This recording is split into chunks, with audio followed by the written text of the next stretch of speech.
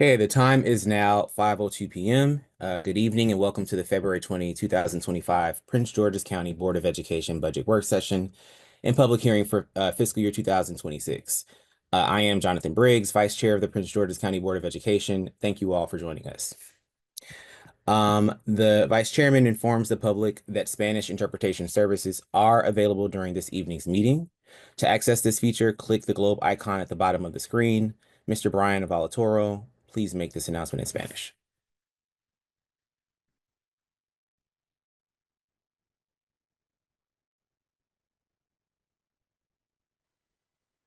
Or Miss Maritza, can we have you give the interpretation, please? Muy buenas noches a todos y bienvenidos a la Junta Directiva de Negocios. Si usted le gustaría escuchar esta presentación en español, por favor presione el icono del mundo en su pantalla y seleccione español. Thank you so much. For those unable to observe now, the meeting is being recorded and can be accessed later on the PGCPS YouTube channel. The Vice Chairman informs the public that this evening's meeting will begin with the budget public hearing, followed by the budget work session at 6 p.m. In keeping with the board's rules of procedure, section 4, internet meetings, the internet standing rules are as follows. Members shall keep their video on and remain on camera at all times. Keep their microphones on mute until recognized by the chairman. Raise their hand icon and wait to be recognized by the chairman, and unmute their microphone to speak and mute it when done speaking. Members may speak twice on any motion for 2 minutes each time. Failure to adhere to the internet standing rules will result in the member being removed until the member can rejoin when the rules can be adhered to. I'll get to questions in just a second. But before we proceed, the chairman reminds everyone to adjust their wireless communication devices to prevent technical interference with the meeting's recording. Please ensure all microphones are muted until the chairman grants you the floor. The chairman reminds all board members to ensure that their microphones are turned on while speaking or recording for recording purposes. Lastly, the chairman informs the public that the registration link for tonight's public hearing will remain open for 5 more minutes to accommodate additional comments in accordance with policy 8345, public comment. The public may register on site for public hearings until notified that the testimony registration form is closed. If you wish to sign up now, the link can be found on the screen or by visiting the board webpage.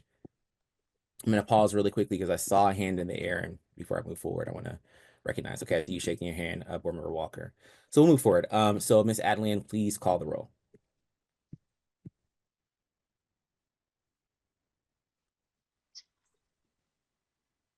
Dr. Anderford? Present.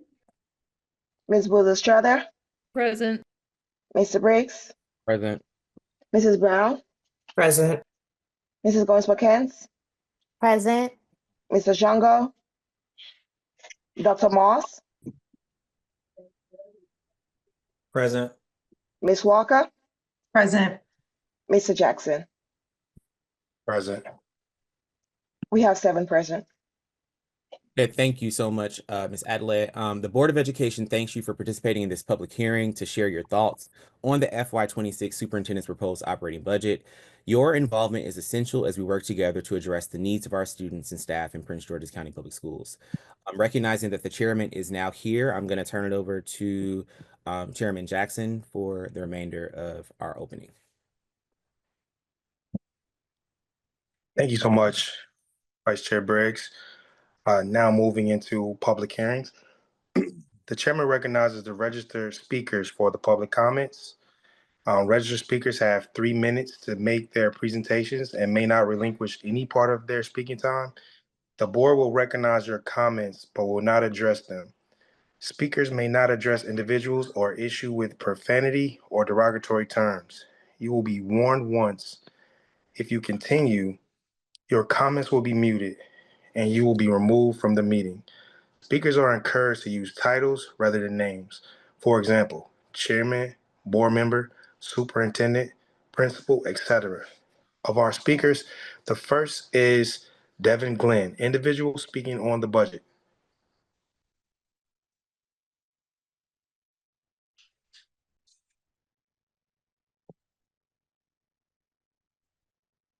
Is it my turn? Are you calling me now? No, it was I'm sorry, it was Devin Glenn. He doesn't seem to be in the meeting at the moment.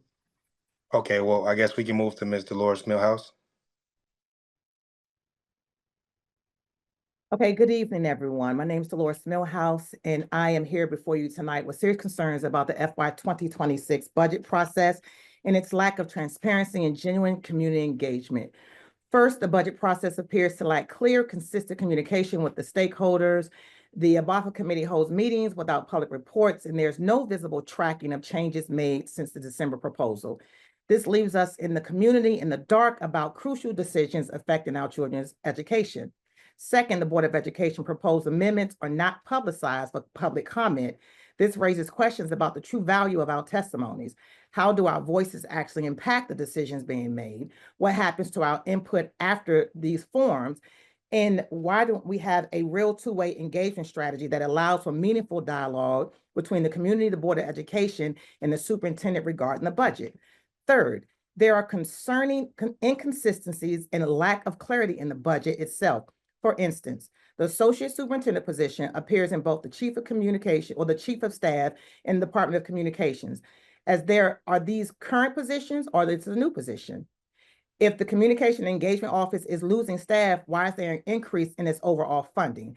And why does the Board of Education need an additional $184,000 for communication when we already have a communication and engagement office?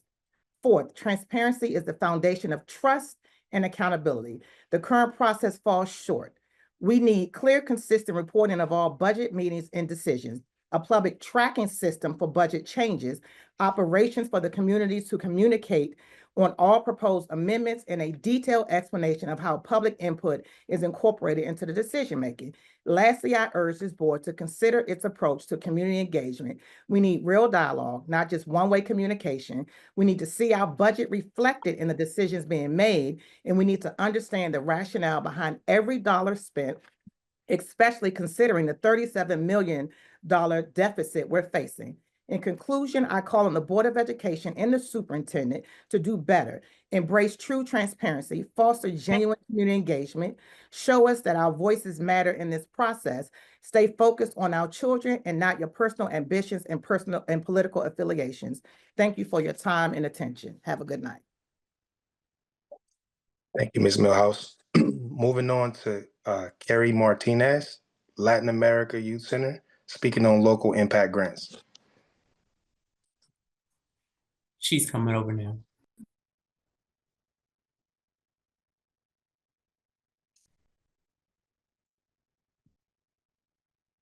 Okay, hello everybody. I'm sorry, I'm trying to make this work. Hello, good evening, members of the Board of Education. My name is Carrie Martinez, and I'm here on behalf of the Latin American Youth Center Promotor Pathway. As a promotor, I provide long-term intensive case management training to students within PGCPS. Today, I would like to share the stories of two students I have the privilege of working with, hopes to bring awareness to advocating into continuing to support the Promotor Pathway. One of the students I have worked with for the past 2 years have been experiencing severely homeless during this incredible difficult time. The Promotor Pathway has played a vital role in providing support for her housing needs while encouraging her to stay in school. I have conducted daily check-ins, monitoring her grades, attendance, providing food bag, hygiene items, connected her with family and central housing resource. Additional, I have been able to successfully contact her to PGCPS homeless service, where she's now receiving transportation in from school as a result to support providing the youth. Attendance has significantly improved. She has made grades, great academic process, particularly in English and Spanish. Most importantly, she's now in stable housing.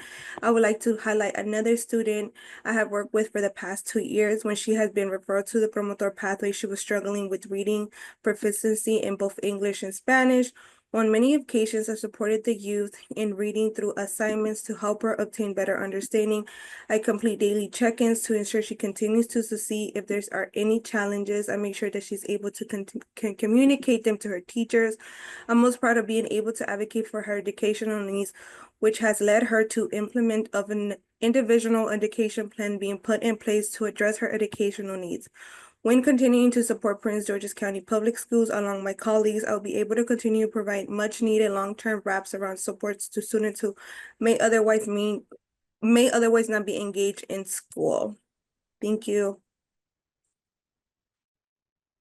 Thank you, Ms. Martinez. Next is Ms. Tonya Wingfield. She does not seem to be in the room.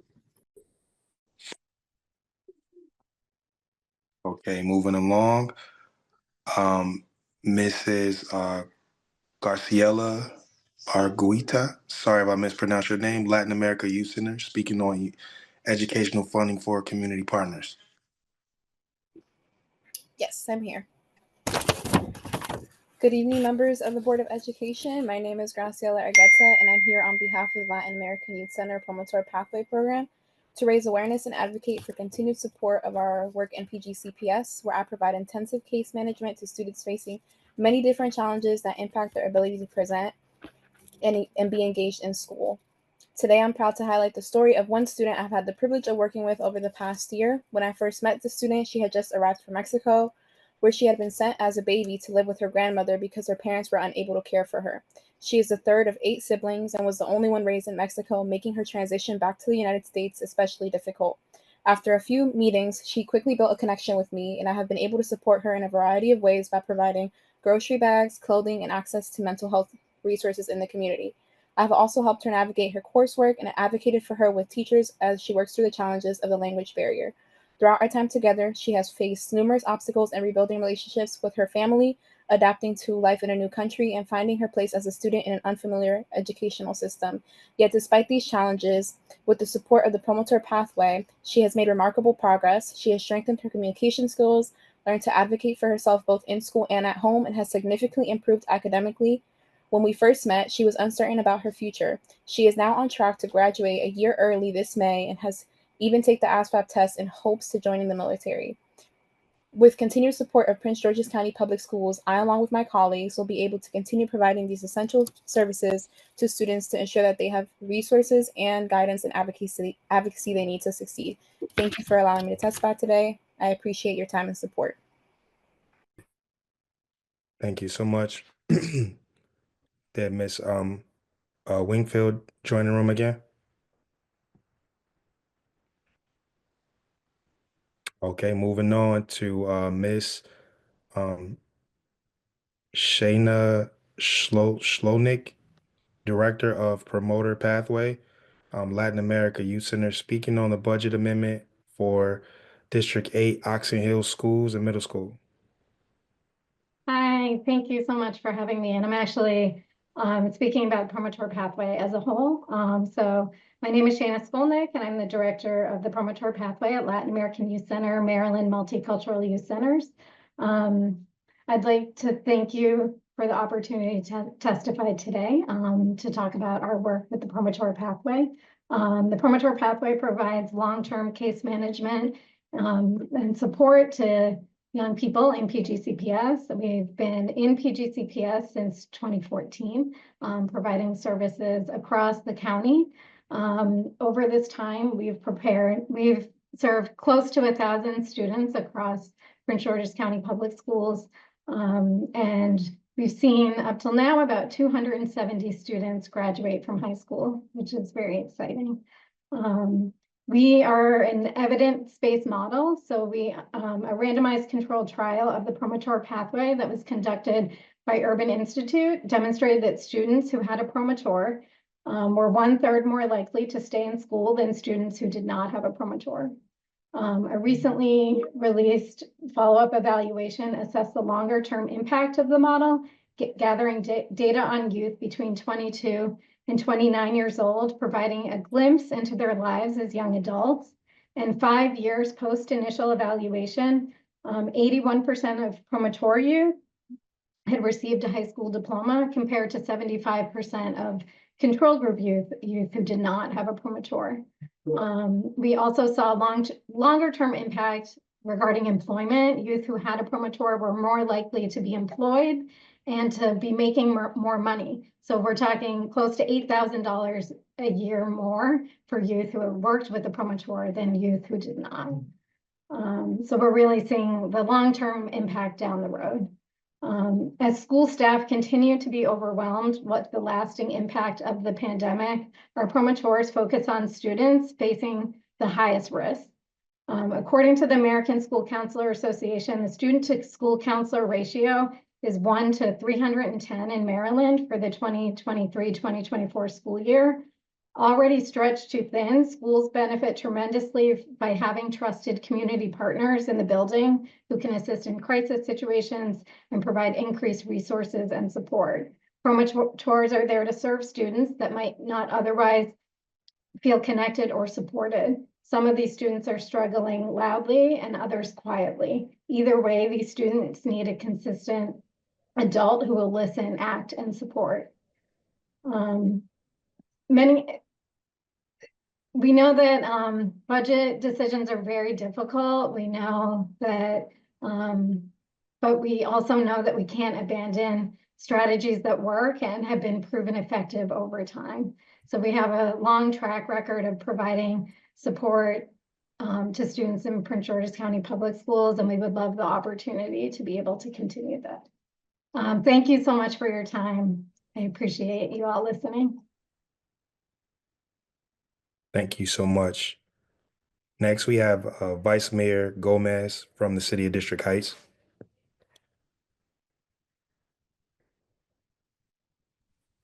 Does it seem that Vice Mayor Gomez is in the room?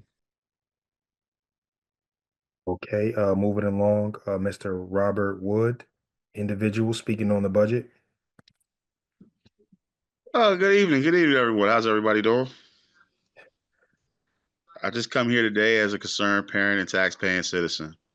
I will be brief. I got a chance to meet a lot of you all at the last town hall meeting. Great conversations. I am a simple-minded man.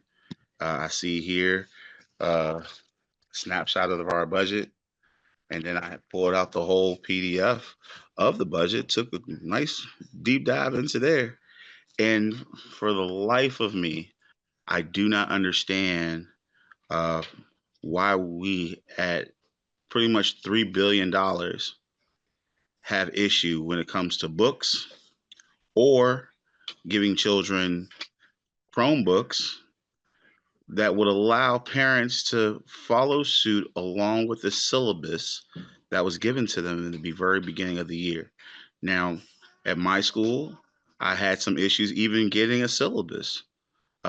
At this point, not just for my child, if I'm going through this, I can only imagine out of the 132,000 students that we have here in Prince George's County, I'm not the only parent that is going through this. How do we better the student experience as well as the parent experience? And what type of planning and what type of actions are we taking to rectify these situations? Now, I will say this before I go and before I leave, I would love to give kudos to everyone, like I said, I spoke to this past week. I did receive a phone call from Miss Tony over at Central, and we are getting our way with getting a book per the classroom for my child. That is still, nevertheless, even though I am super grateful for that, it is unacceptable on a mass end to any individual student and parent to have to really go through these rigorous modes just to get a textbook. If you take away the Chromebook, you can't take away the textbook. I understand that some are saying, oh, and I heard they don't really print the textbooks out anymore. That's fine. If that's the case, then please allow us through what is it called? Clever or Cleaver is an app that allows us to see the textbooks. If that is the case, I gave you credit during the pandemic. You did allow that token per that child's laptop. But the issue that we have and that others have had is that when you sign in through a different laptop or a different Chromebook, the tokens do not work. Therefore, you get an error message and you can't see a textbook and you really can't help out your child. So as a good parent, I just want to bring the best experience to Prince George's County schools to my children. And I know that's what exactly other parents like to do as well. But please, I would love to hear the plan on what we have here on the $3 billion that we have. And I don't really care to hear many excuses. Thank you. Thank you, Mr. Wood. There's one written comment also from Ashley Kearney, City Council member at large for Seat Pleasant, who wrote on translation services. There are no pre-recorded comments. Thank you all for your comments who participated tonight. Being no more comments, we will call for a brief recess. The time is now 5:22. So in, 38 minutes, we will reconvene for the public hearing at 6 o'clock. Please note the same meeting link will be used for the public hearing. Thank you. The time is now 6:02. Welcome back to the February 20th, 2025 Prince George's County Board of Education Budget Work Session and Public Hearing for FY 2026. To those of us joining for the first time this evening, I am Brandon Jackson, Chairman of the Prince George's County Board of Education. The Chairman recognizes Board Member Goins McCants, Chair of the Operating Budget and Fiscal Affairs Committee, to introduce the budget amendments received and approved by the committee. Thank you, Chairman Jackson. The board proposed 23 amendments, which were discussed at the Operations, Budget, and Fiscal Affairs meeting last evening. We will address the amendments in groups by division. At that time, board members will have the opportunity to alter, withdraw, or pull any amendment. Once we have discussed the applicable division, the board will vote on the amendments to be included in the requested budget, and the board will consider the requested budget with amendments at the board business meeting on February 27th, 2025. Our first division is the Division of Academics. There are 4 amendments, as 2 have been withdrawn since yesterday. Special Education Compliance Liaison, Aviation Program Continuation, Ombudsman's Office, and 3rd Grade Literacy Lab Pilot. The question is, shall the Prince George's County Board of Education approve the budget amendments for the Division of Academics? Is there any discussion? If you would like to amend or pull amendments, you may make a secondary motion at this time. Board Member Briggs. Thanks so much, Chair Goins McCants. I would like to pull Amendment 2, Special Education Compliance Liaison, and Amendment 5, Ombudsman's Office. Please and thank you. So I believe I said just so noted. Board Member Boozer Struthers. Yeah, thank you so much. I was going to comment on the special education compliance position. I want to thank Vice Chair Briggs for his thoughtfulness around looking at that position this year, and Dr. White's very, very helpful analysis from the budget, the OBAFA committee meeting last night. But I think there's alignment on the vision and the goals. So I just want to offer to help in the future. And the second was that I was going to talk about some of the reasons why I'm not favorable for the Ombudsman's Office that you did pull, because I did experience the version of that as a parent prior to while it existed for a little while, and I couldn't speak favorably to how that was managed. So thank you, that's all. Thank you, Board Member Boozer Struther. Board Member Moss.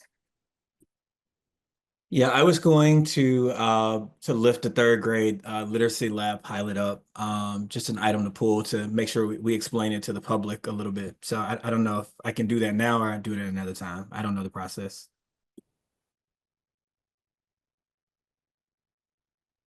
I believe we vote on whatever is not pulled, and then we talk about what is pulled. I don't know if our parliamentarian is here to make sure that I am saying that properly, or anyone else. Director Fitzpatrick. Yes, it is germane to the main motion, which includes the 4, and so he can have any discussion about that at this time in his 2.5 minutes. Thank you for that clarification.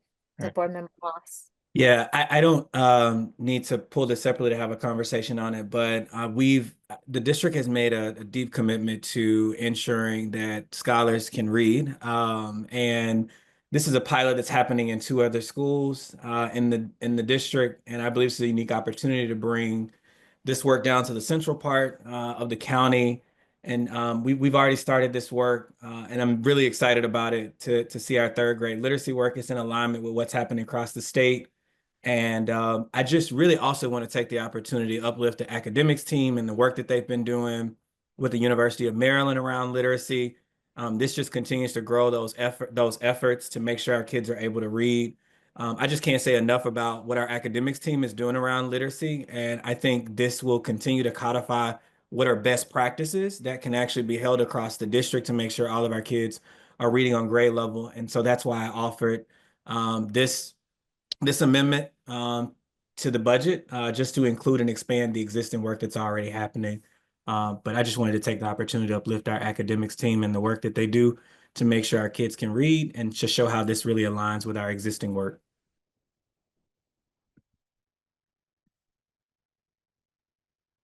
Thank you, Board Member Moss. Board Member Walker?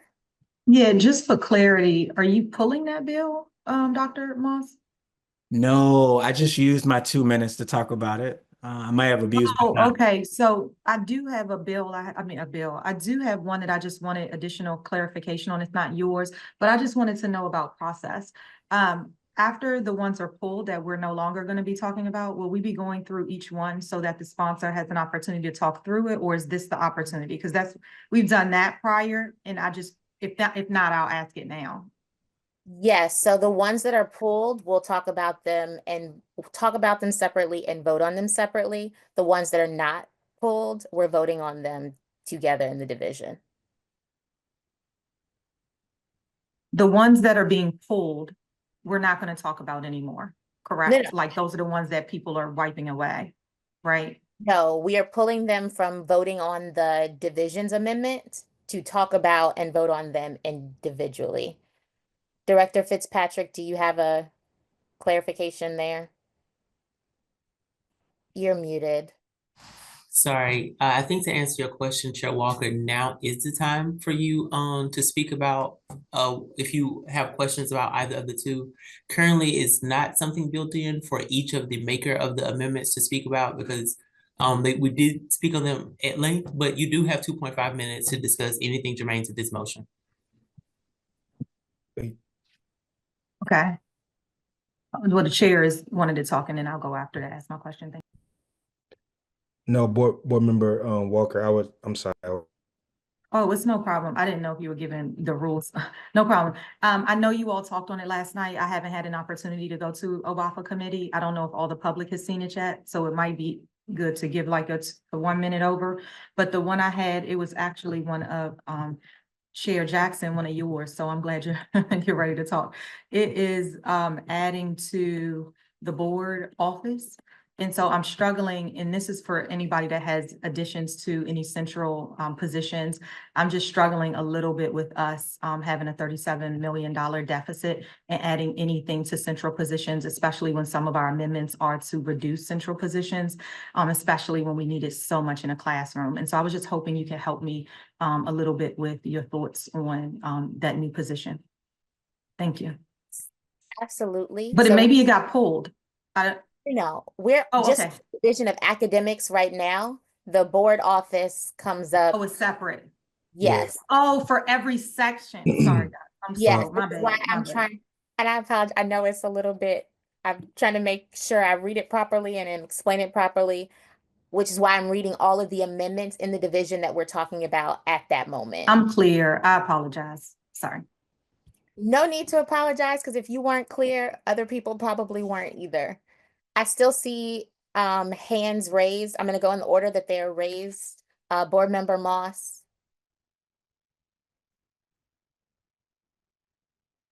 Thank you. Chief Howell. Yeah, I just wanted to clarify because we're tracking the discussion and I want to make sure that our team is clear on the terminology that's being used. When I heard pulled, I thought the amendment was being rescinded. But if that's not the case, if it's being pulled to discuss separately, if you can just clarify if all, as we're going through the amendments, which ones are being rescinded versus maybe pulled to the side for further discussion. If you can clarify that, that would be helpful. Thank you. Absolutely. My statement to begin with was alter, withdraw, or pull. And I apologize. It probably should have been pull for additional discussion. Is that statement now clear? Alter, withdraw as in the person who wrote the amendment or proposed the amendment no longer would like that amendment to go forward, and then pull in terms of us actually talking and voting on it separately from the division vote. That's super helpful. And I know I saw a few other hands and then hands that went down because I want to make sure everybody is clear. So at this time, we have no more hands. Chair Jackson, did you want to say something? No, I was going to offer that point of clarity, but I think you summed it up.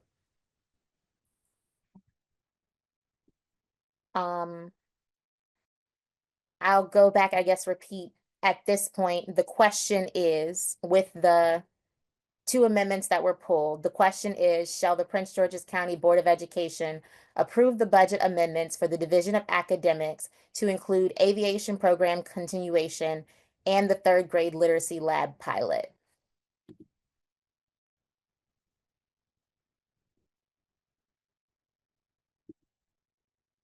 Is there any remaining discussion for those two amendments?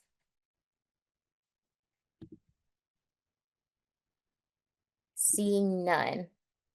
Miss Adlian, please take a roll call vote. Dr. Anderford?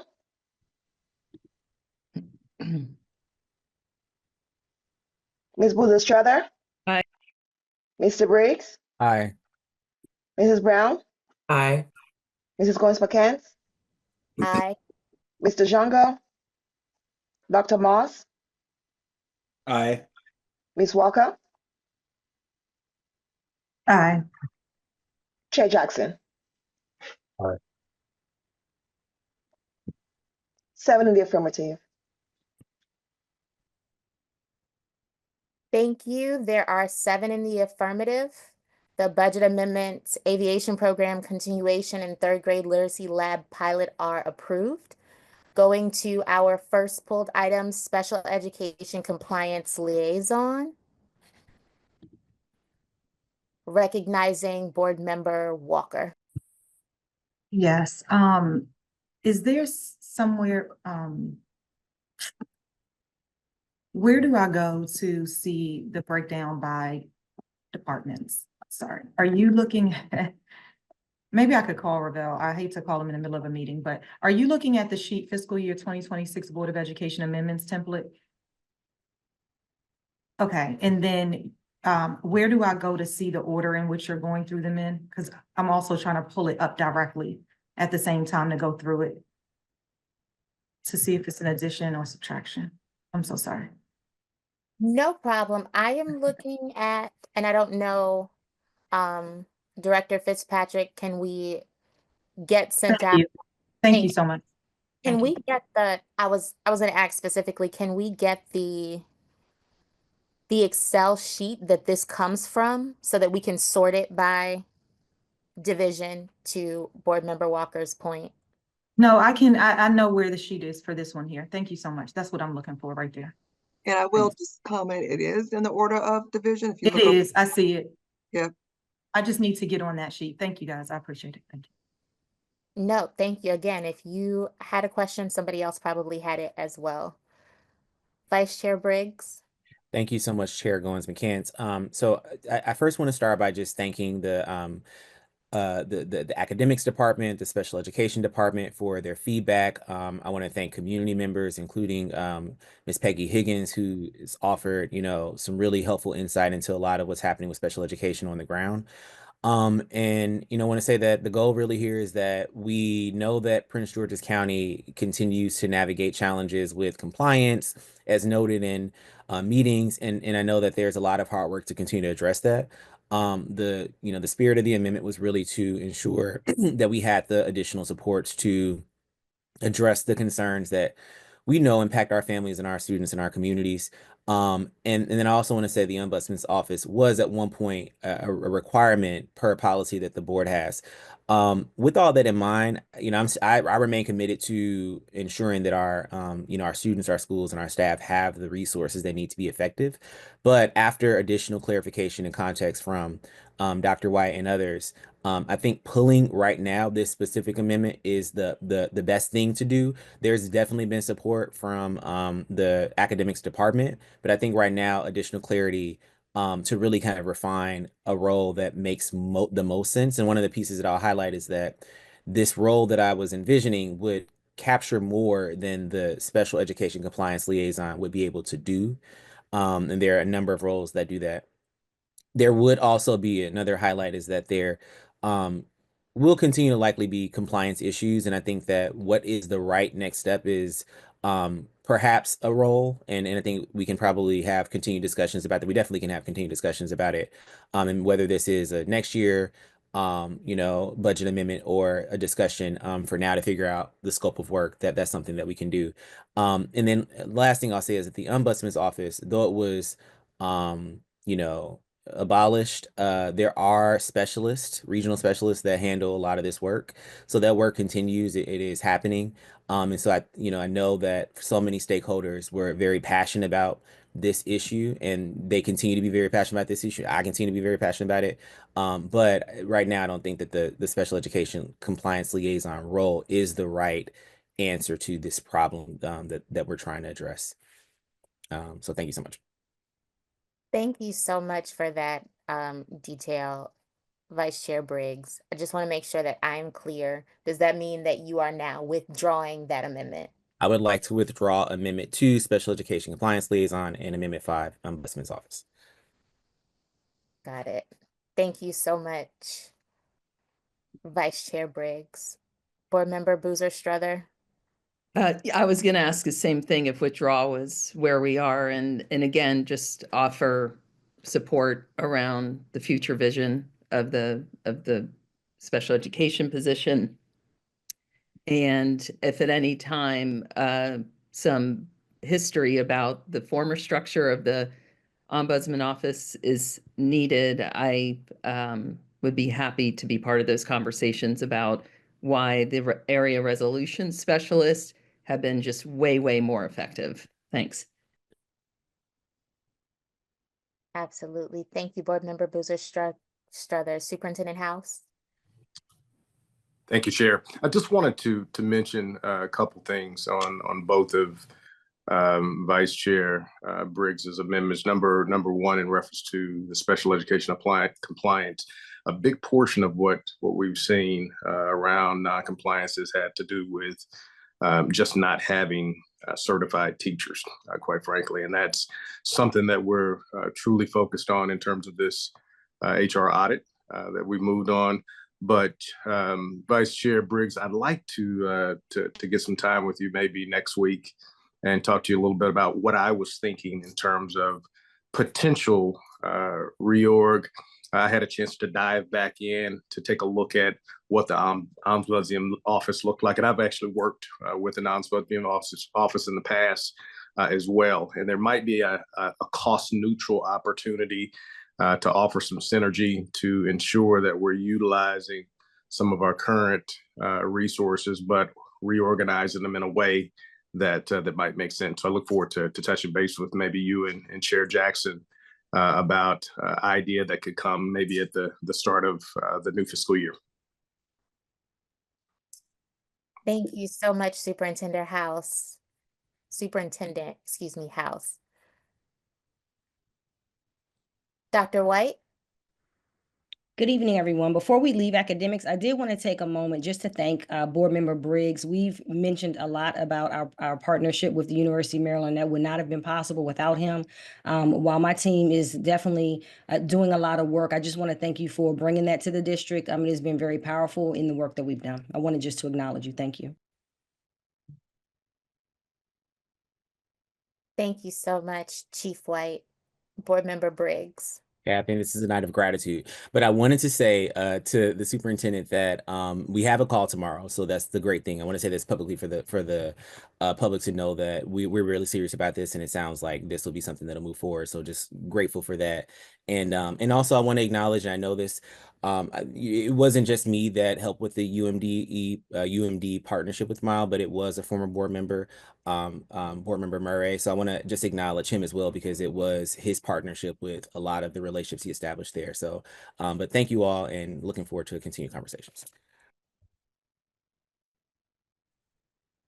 Thank you so much, Vice Chair Briggs. So with those two amendments being withdrawn, we're going to move on to the Division of Accountability, where we have 5 amendments. Expansion of Hillside HWSC program, expansion of LAYC tour program, grant expert, grants management assessment, and strategy offices merger. The question is, shall the Prince George's County Board of Education approve the budget amendments for the Division of Accountability? Board members, is there any discussion if you would like to amend, rescind/withdraw, or pull an amendment for discussion? You may make a secondary motion at this time. Vice Chair Briggs. Thank you so much, Chair Goins-McCants. I would like to pull item 9, grant expert, and item 10, grants management assessment. Noted. Thank you. Board Member Boozer Strother. I would like to pull the strategy offices merger for more discussion. Noted. Thank you, Board Member Boozer Strother. Board Member Brown. Yes, I would like to pull amendment number 8, the expansion of LAYC promoter program. Noted. Do we have any discussion?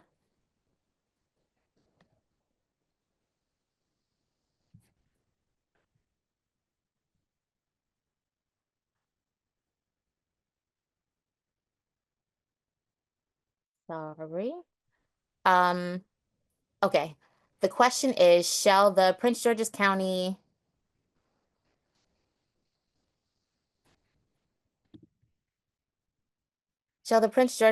Board of Education, well, I think I'm able to.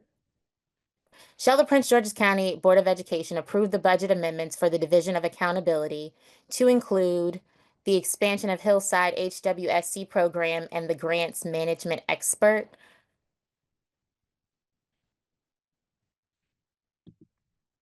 That's not the one that you are pulling, Board Member Briggs, correct? Or you're pulling both of them for discussion? Pulling both for discussion. Okay, so shall the Prince George's County Board of Education approve the budget amendments for the Division of Accountability to include expansion of Hillside HWSC program? Ms. Adelaide, please call a roll call vote. Dr. Anderfo? Ms. Boozer Strother? Aye. Mr. Briggs? Aye. Mrs. Brown? Aye. Mrs. Goins-McCants? Aye. Dr. Moss? Aye. Ms. Walker? I hate that I didn't pull it for more discussion. Aye. Chair Jackson? Aye. 7 in the affirmative. There are 7 in the affirmative. The budget amendments are approved, and we will go back to the ones that are pulled for discussion, starting with LAYC Promotor Program.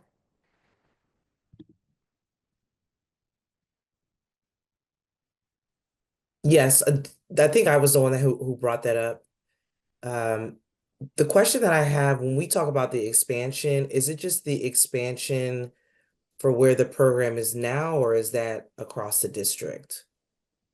So this was my amendment, and from my understanding, after speaking with Chief Strader, as well as several of the people we heard from earlier today, this contract is up at the end of this fiscal year. And so when I originally requested it, I wanted to make sure that the funding for this contract included those two schools that I initially mentioned, Oxon Hill Middle and Oxon Hill High School, so that we could make sure we were funding that. And then I have since learned that we are moving, and Dr. Strader, I will probably hand it over to you after I explain. We are moving that that work to community schools, since most of those schools are community schools. Oxon Hill High School is not a community school, however, which is why I did not pull or withdraw the amendment. And Dr. Strader, are you able to speak some more on what's happening with that contract? I am. So there's two contracts in questions here. What you just mentioned is the Hillside contract, sort of. But let me back up. So LAYC contract is ending June 30. That's the contract that we're looking to roll over to community schools. The Hillside contract, which is for the 216,000 here, that contract is ending next year. So we do have a year left on that contract.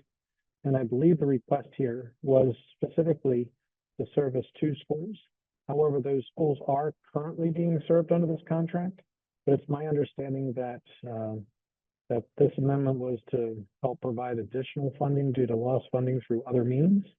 The short answer to your question is, if we simply take the 216,000 and put it towards the Hillside contract, that contract does not have a specific list of identified schools. So Hillside and the schools could allocate those funds accordingly. There's reference to 5 schools without names. So Hillside wishes to engage with 5 schools as the capacity under their existing contract. So there would need to be some changes perhaps to the existing contract with the additional funds that are being added. So some language could be added, as a result of this amendment. Dr. Strader, I believe Board Member Brown's question was specifically about LAYC and their contract.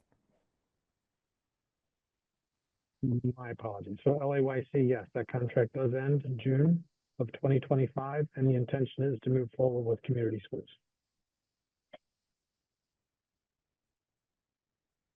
I know the time was up, but Board Member Brown, was your question answered? Yes, I didn't know if we would have a second round. I believe there's time for a second round if you had another Yeah, question. I just had a follow-up. When I think about LAYC, is that going to be accessible to all students? My concern is that with the current administration and the funding, it may look or seem that we're only targeting certain students, but in community schools, we know that all Black and Brown children would benefit from this. So I just wanted to kind of get some more clarity on the program. So the target is to, again, have the scope of work that's identified within this program transition over to community schools. Community schools would issue an RFP, but it would service only those schools that are identified as community schools, which is over half of our schools. So it would include the student membership of all of those schools. And yes, so it would include all students within those designations of community schools. And to clarify, the specific amendment was included and not withdrawn because Oxon Hill High School is not currently designated as a community school, but they would be losing the support of this program.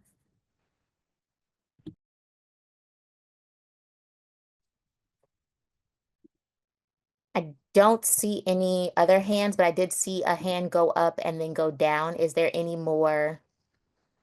Are there any additional questions or discussion of this item?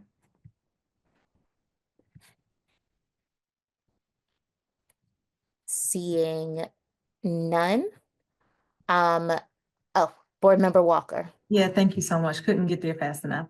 I just was wondering how we choose, just for my own information, how we choose schools for such programming. It's not to you, board member, it's more to maybe Doug Strader. How do we choose specific programs such as this one and the one before for their in their districts? Thank you. So the current LAYC and Hillside contracts have been partnerships that have been in place for years. They've been supporting these schools since the initiation of this program, which was during the Dr. Maxwell administration. Why the identification of these particular schools back then, I would have to research that. But No, we've that's been just yeah, I yeah. think that's fine. You've answered it sufficiently. I guess maybe me outside of this, just understanding the program because there might be benefits in being able to apply this to other across the district. I think I'm with Board Member Brown. Just some of these are amazing programs, and to hear about them during the amendment process makes you start thinking about your scholars inside your district. Thank you.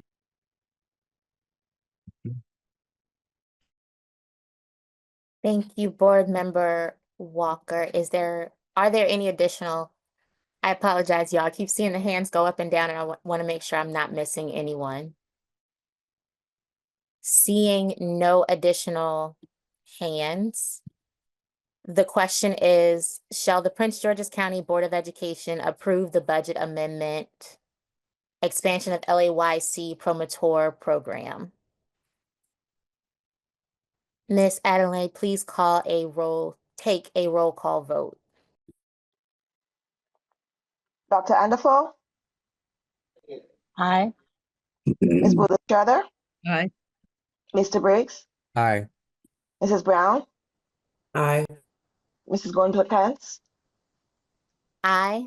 Dr. Moss? Aye. Ms. Walker? Aye. Chair Jackson? Aye. 8 in the affirmative. There are 8 in the affirmative. The budget amendment is approved. Our next budget amendment for the Division of Accountability is Grant Expert. Board members, do we have any discussion? Vice Chair Briggs. Thanks so much, Chair Goins McCants. I want to quickly say that the grant expert, first want to thank the Accountability Office, Dr. Strader, for his feedback yesterday at the OBAFA committee meeting. It made a lot of sense what this role would do. However, my kind of vision of what this role would be, which was really a grants liaison that would work with schools more closely, and then collaborate with the grants office, was the vision. Doesn't seem to kind of resonate with this specific role. There's also, I think, a lot more just the for lack of a better term, the fiscal note that's tied to that is pretty significant. So with all of that being said, I would want to work further with the office to kind of, identify and develop something that really fits and addresses the need versus having a role. I do, however, want to thank again community members, in particular, Miss Marilyn Irving, who was really passionate about this idea and thought that, having something that would really create somewhat of a connection between our schools and outside sources of funding, especially during these really challenging economic times, as we all know, is really essential. And so having ways that we can kind of identify different revenue streams is going to be important, and it's something that I'm still committed to. But think that right now, this at the cost of what it is not fiscally responsible. So I would like to withdraw the grants expert amendment. Thank you, Board Member Briggs. Vice Chair Briggs. Board Member Walker. I appreciate that, Vice Chair Briggs. I will say that any type of additional revenue we can get into our system in order to help with programming is amazing. So I'm with you on that one. I think that with your pulling it back or withdrawing it, that maybe we have an opportunity for the superintendent's team in the grants office to really hone in on additional revenue sources that we can get. I know that sometimes we're short-staffed in that office, but it is something that should be a priority for us as we look at this deficit. So I don't see, there he is. Mr. House, maybe that's something that you can really double down on for grants as we go out forward, and even with some of our Congress people who are offering grants, that would be amazing for us this time. So thank you, Mr. Biggs, for even thinking of that. Thank you, Board Member Walker. Seeing as the amendment grants expert has been withdrawn, we'll move on to grants management assessment amendment. Vice Chair Briggs. Again, this is for the public's fruition, but the grants management assessment was really going to take stock on the entire grants office, provide some tailored supports around ways to be more efficient and effective. And I think that's a really important and great idea. And Dr. Strader agreed yesterday. However, I think really developing a contract that the range of what we would pay, which would likely be more than 15,000, since this would have to be a bidded process, is something that I would want to further develop. So I think right now, given that context, I am going to withdraw the grants management assessment. Thank you, Vice Chair Briggs. I did have my hand raised, but I will defer to you, Board Member Walker, and then I will speak. Oh, your hand was up first. It's no problem. But I can go. I was just wondering, it's more of a question, especially as we talk about grants. I'm wondering if the Community Partnerships Office is helpful in this sense. It's more for Mr. House, or if that can be helpful in this. I know that there were some reductions that were proposed inside of that aspect, but do we have staffing in that department who are able to help with community partnerships and engaging? The way Mr. Briggs was saying, we can definitely be able to pull in additional funds that way. Different function, quite frankly. If there are opportunities that come up from a community engagement standpoint, they typically come back to our grants office for the necessary support. Okay, so that lever is there. So I think what I understood is that our community partnerships and engagement right now, as they make those connections, they give it to the grants office, who then goes forward and pursues those grants, right? I heard it Correct. right. The grants office is the centralized area where we want grants to be focused on, whether that be coming from a particular department, particular school.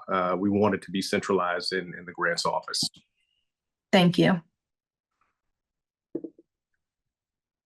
Vice Chair Briggs. I just wanted to add on top of that, for clarity for the public and also for myself as a new board member, is there opportunity for board members to engage and find out more about that grants process, and specifically how we in our capacity can support that work, and what opportunity there is for the community to then be involved in that as well? I've been contacted by several constituents who either formally work as grant writers or have some ideas about ways. Just wanted to make sure that we have some sort of way for us to connect the community with the school district, especially since we are facing this budget deficit on grants.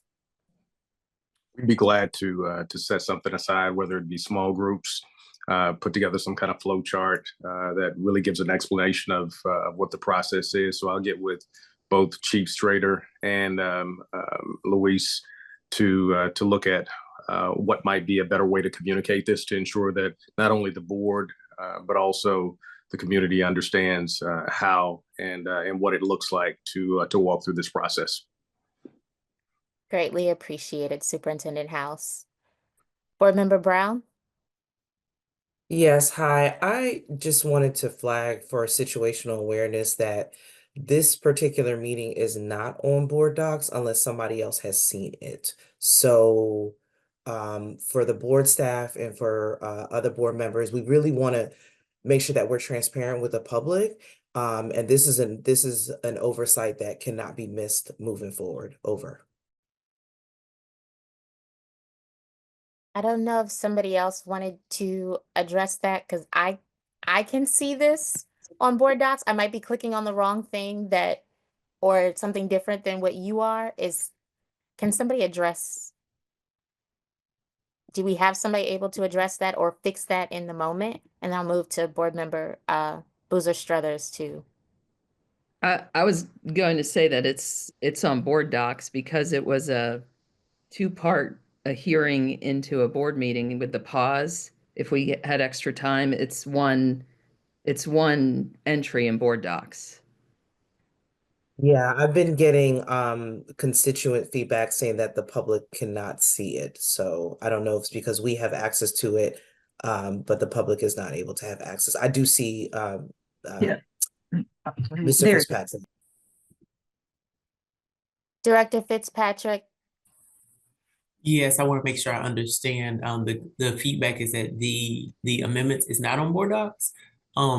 Currently, when the Excel sheet that lists the 23 amendments and the links to the explanations is listed on board docs, but I'll just make sure that it is for public viewing. Last I checked it was, but I'll just double check. Thank you. Board Member Boozer Struthers, did you have another? No, not on that topic. I'm waiting on the amendment. Okay. Board Member Moss. I believe the concern was that this wasn't posted at all. The meeting wasn't posted at all, not necessarily the documents. The general public might be looking under feature tab rather than looking at the tab around operating budget and fiscal affairs. So I know that happens sometimes, but I think the concern was that the meeting wasn't up. Or the number, yeah. Board Member Brown, can you clarify just so that we can make sure that the board office is addressing the right thing? Yeah, so when you go on board docs and you go to the main governing board, you do see the February 20th, 2025 superintendent's proposed budget for the 5 p.m. meeting. However, you do not see it for the 6 p.m. meeting, and I think that is what they are referring to.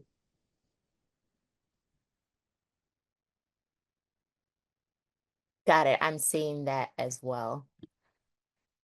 I know, go ahead, Director Fitzpatrick. I was just going to say that Board Member Boozer Struthers is correct that that entry is a work session and public hearing for a 5 o'clock with the break in between for 6 o'clock. So it is there and it was there on time, but I see how there may have been some confusion.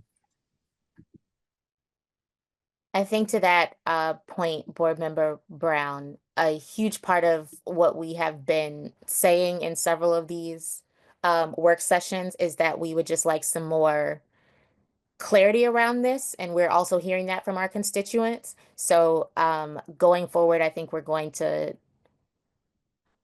have some sort of discussion about how we can make things more transparent and clear for our constituents to see in situations like this. So thank you so much for calling that out, and we will see what the, I guess, proper procedures, et cetera, are to make sure that that's clear for our constituents in the future. Because my phone is also going off about people not being able to find the meeting. Board Member Walker?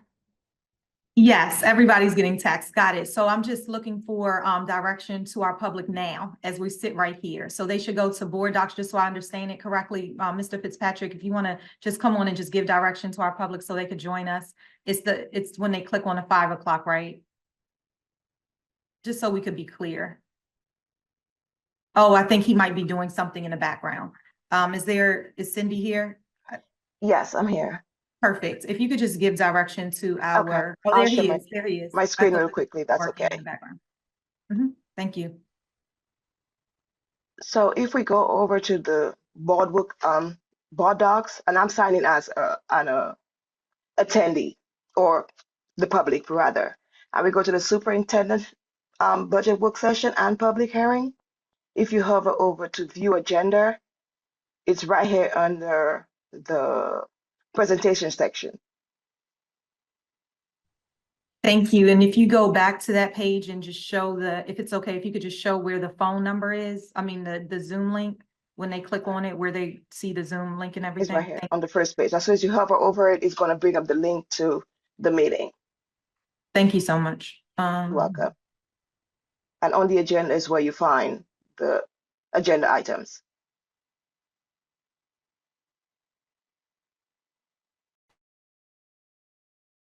Thank you.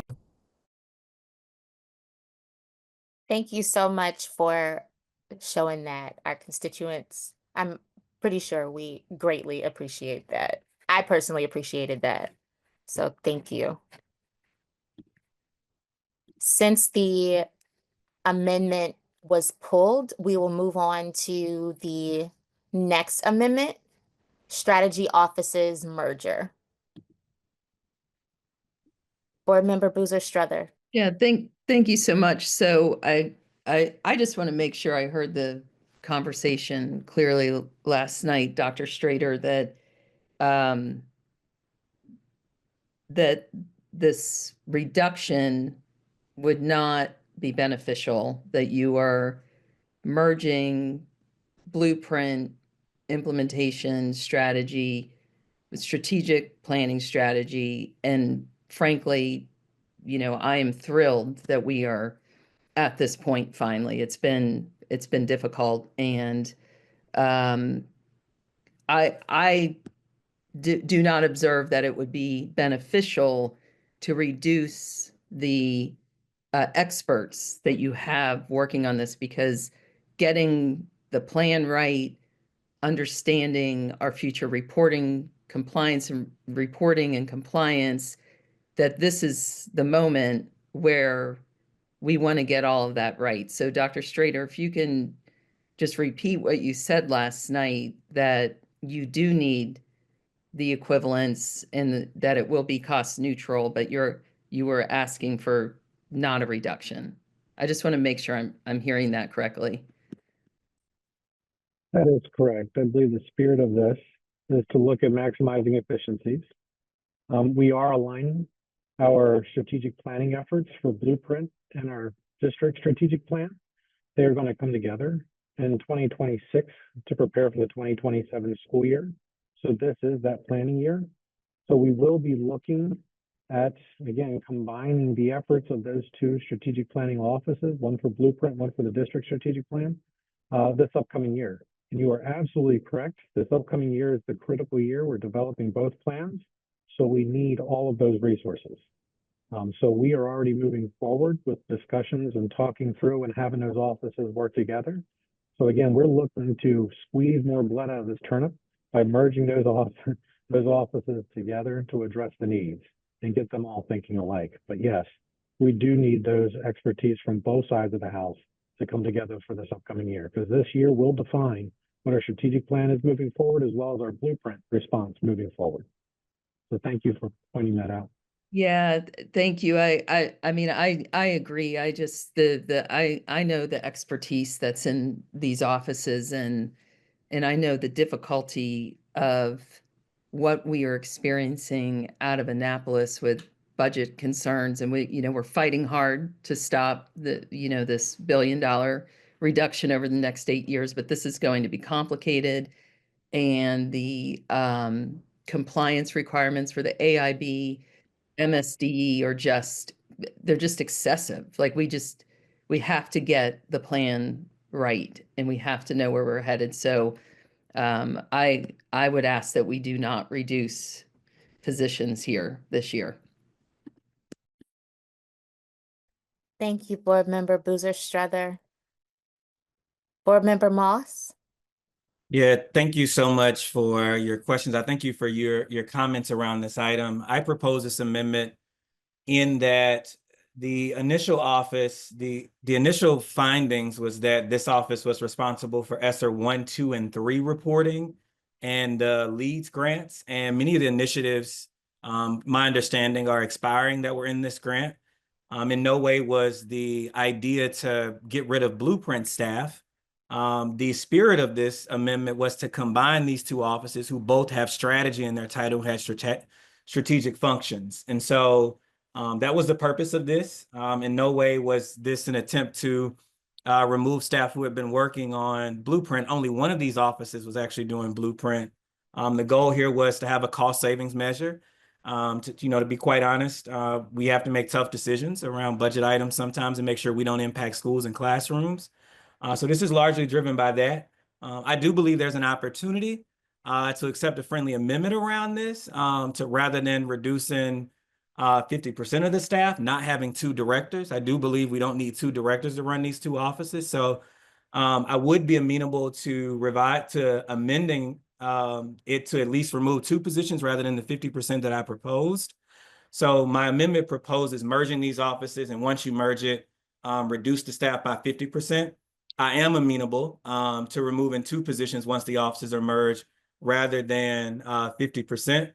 Because there is a reduction of responsibilities. There is no planning around ESSER 1, 2, and 3. We are losing some of these other grants. And this team was planning for Blueprint all the while working on some of those functions. So I am amenable to revising, but I do think these offices need to be combined to do this work.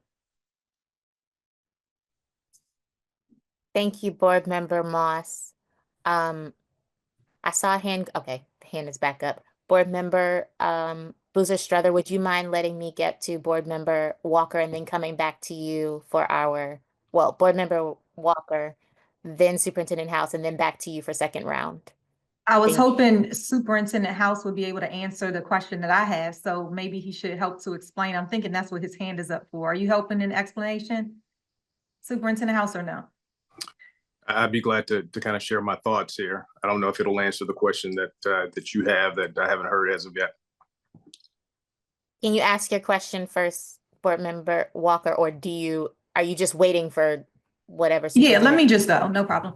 I was going to tap into what Dr. Moss has already said. I think that in this effort of going through here to assist as much as we could with the $37 million deficit, it was to take a look at where consolidation could happen from the outside looking in. And when you look at titles like strategy, not really knowing the details in them, but reading what they are and seeing that one aspect is looking at Blueprint, another one isn't, really trying to come up with creative ideas to reduce that budget and tap into us getting more money into the classrooms. With that said, I was also going to draw on part of this money here is a proposal I made to have all the central offices reduce their discretionary budgets by 10% to aid in that.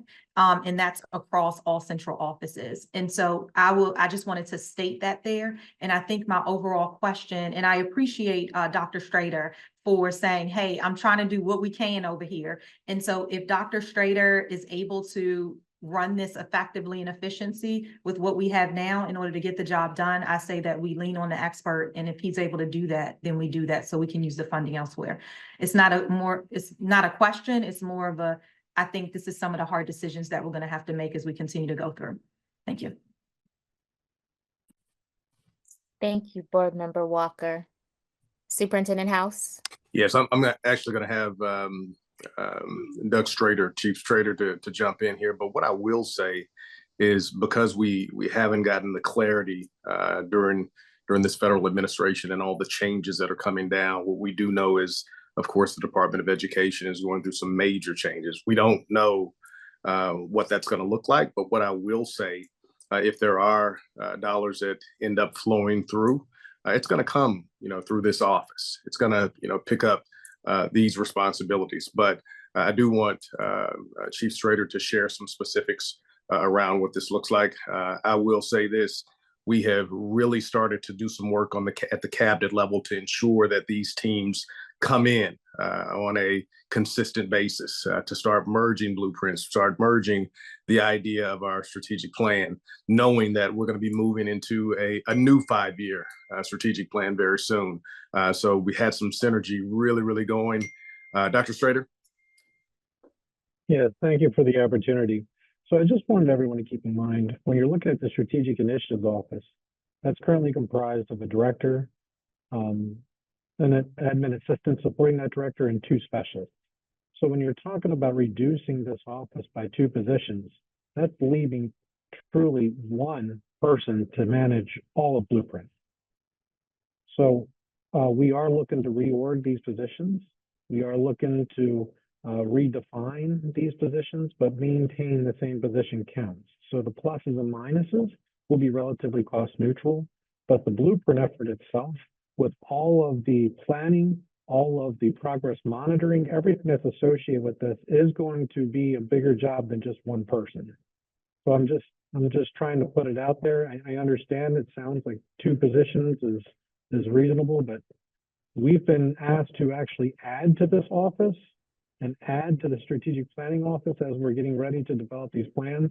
So the reduction is so I just wanted to create that context so folks actually understood what the removal of 2 positions would look like regarding Blueprint. And Dr. Strader, I'm going to take your last 18 seconds if you don't mind. I think it's important to know and to realize that these employees are members of the union as well. So it comes with maybe we have to shift them different places throughout the district. So we're going to be taking a close look at this through human resources as well.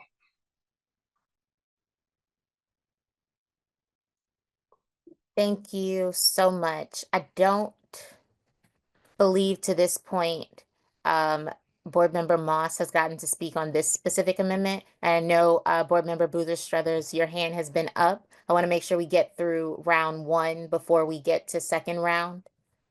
But please know I'm not trying to silence you. I just want to make sure that everybody gets Actually, round. I did speak. She should actually go first, and then I should go second.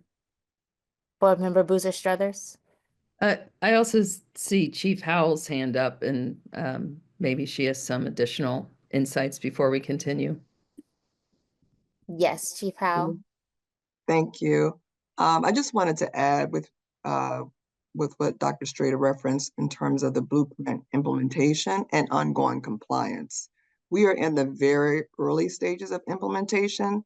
This is a heavy lift that's growing by the day, by each month. And so as we get into the next phase of this, the work around the implementation, the ongoing planning, and the monitoring is going to increase. And if we're not in compliance, there's a major financial impact where our funding will be withheld. So I want to make sure that we're being very mindful of when we're thinking about an opportunity to cut costs, could be at the risk of not being in compliance, which will result in funding being withheld to the district. Thank you, Chief Howell. Board Member Boozer Struther. Yeah, thank you, Chief Howell. You, well, Dr. Strader and Chief Howell, you both really get to my concerns and my experience. And the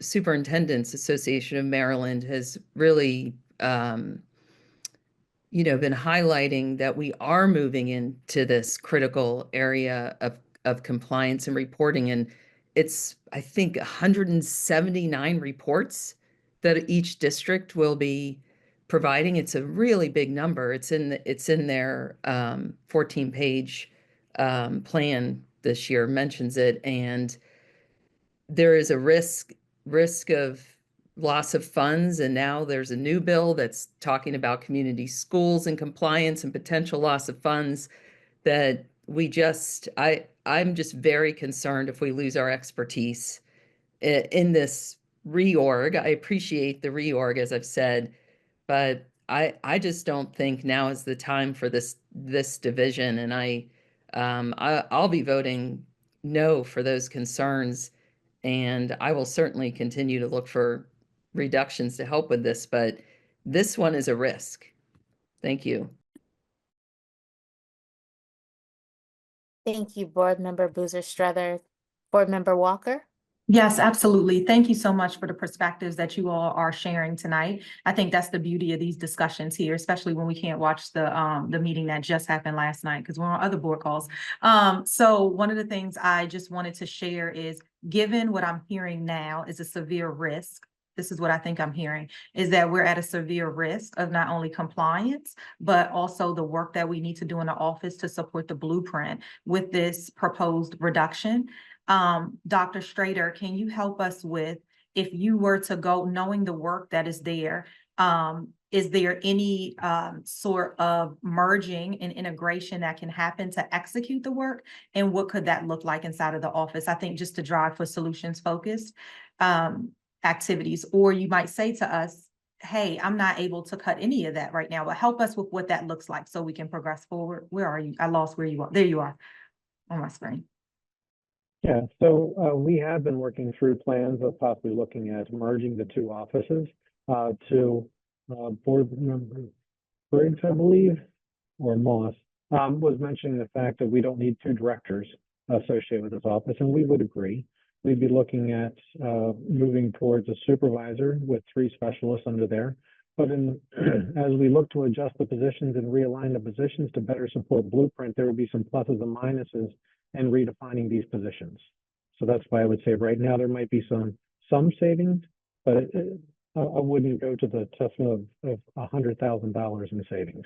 But we are looking to reorg and combine these efforts under one director and make this happen. Thank you. I'll give my remaining time. I just wanted to make sure, because when we vote on this, we're going to be voting on that piece there as well as the 10% for central offices. And I know that we haven't really talked that, but I'll give the remaining time over to Dr. Moss if he wanted to add into that piece. Thanks. Thank you, Board Member Walker. I don't think in the rules we have to give remaining time, but I appreciate that. Thank you. Board Member Moss. Yeah, so I just want to clarify a couple of points that were made. While I appreciate some of the commentary, I think I revised my amendment in this original conversation to only remove the director so that we can move these services over.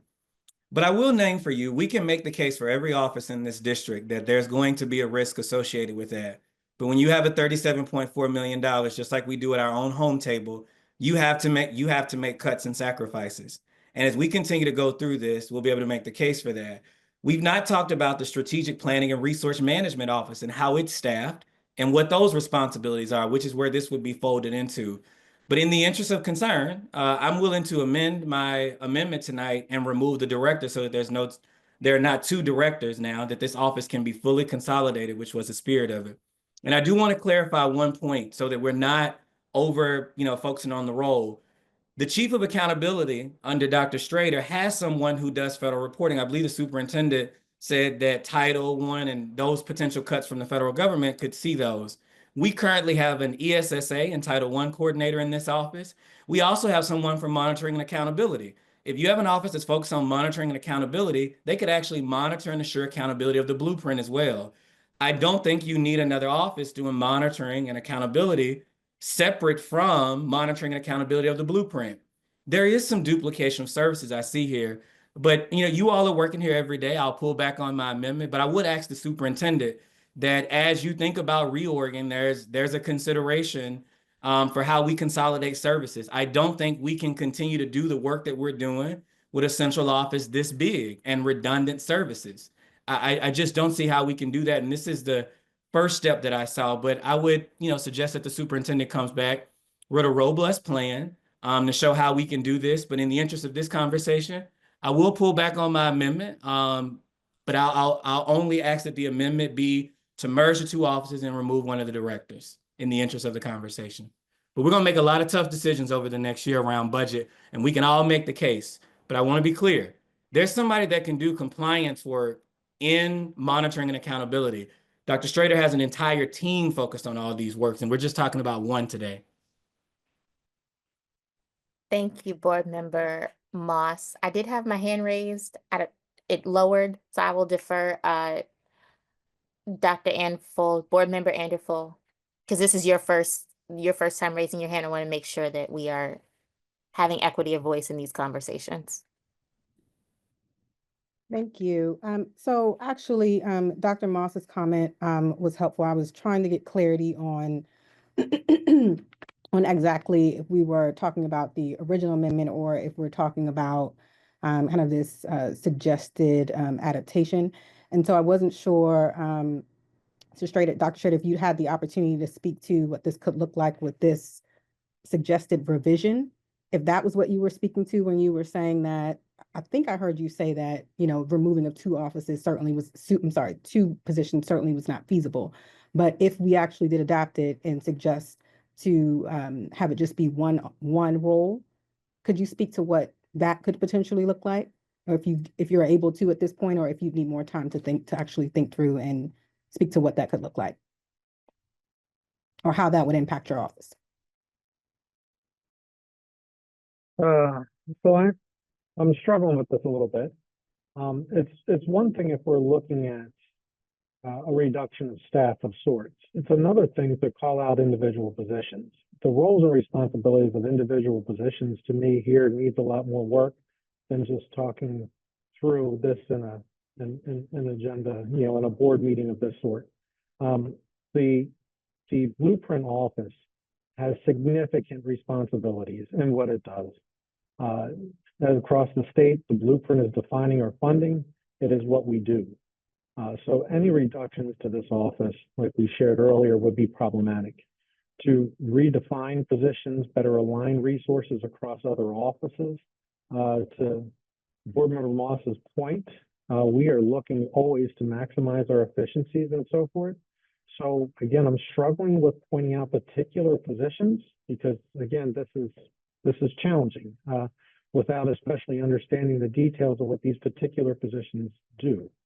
So Board Member Moss, if there's a motion to eliminate positions from my division, I would rather focus at the division as a whole, and I could find the savings there and redefine the work within my division, but to attempt to call out individual positions and here try to tell you how I would do this if you did X, Y, and Z, that's really a challenge for on the spot.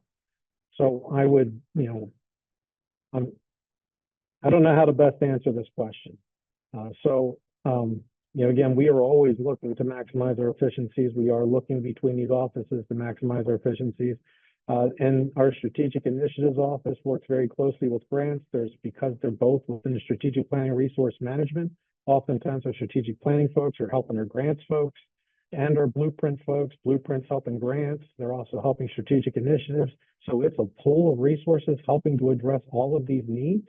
So to say I'm going to pull one person and how that would impact the whole, or two people, or if you eliminate a director, the director also has the assistant that goes with them. So that's an impact of two people. So there's a lot of nuances in what we're talking about here. So that's why it's problematic. If there's interest in reduction of positions, I'd like to keep that at a high level, so we can best figure out where and how that would be least intrusive to the operations of our division. Thank you, Dr. Strader.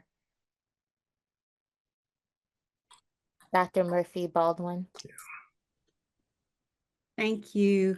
Good evening, everyone. I just wanted to jump in because I know as we continue to have the dialogue regarding positions and staffing, I want us to be mindful that many, if not all of these individuals we are referencing are in the unions as the superintendent referenced, which also means that at the end of the day, if a position were to be eliminated, human resources would still owe that individual a position. And so we would just be moving that person, that position, that funding to just something different. I also want to be mindful that with the negotiated agreement, along with administrative procedures, having a conversation that centers specifically on positions that would have incumbents does open us up for liability that if matters are litigated because of this conversation, it could potentially result in actually more money being spent on things that we actually don't want to do, such as litigated matters.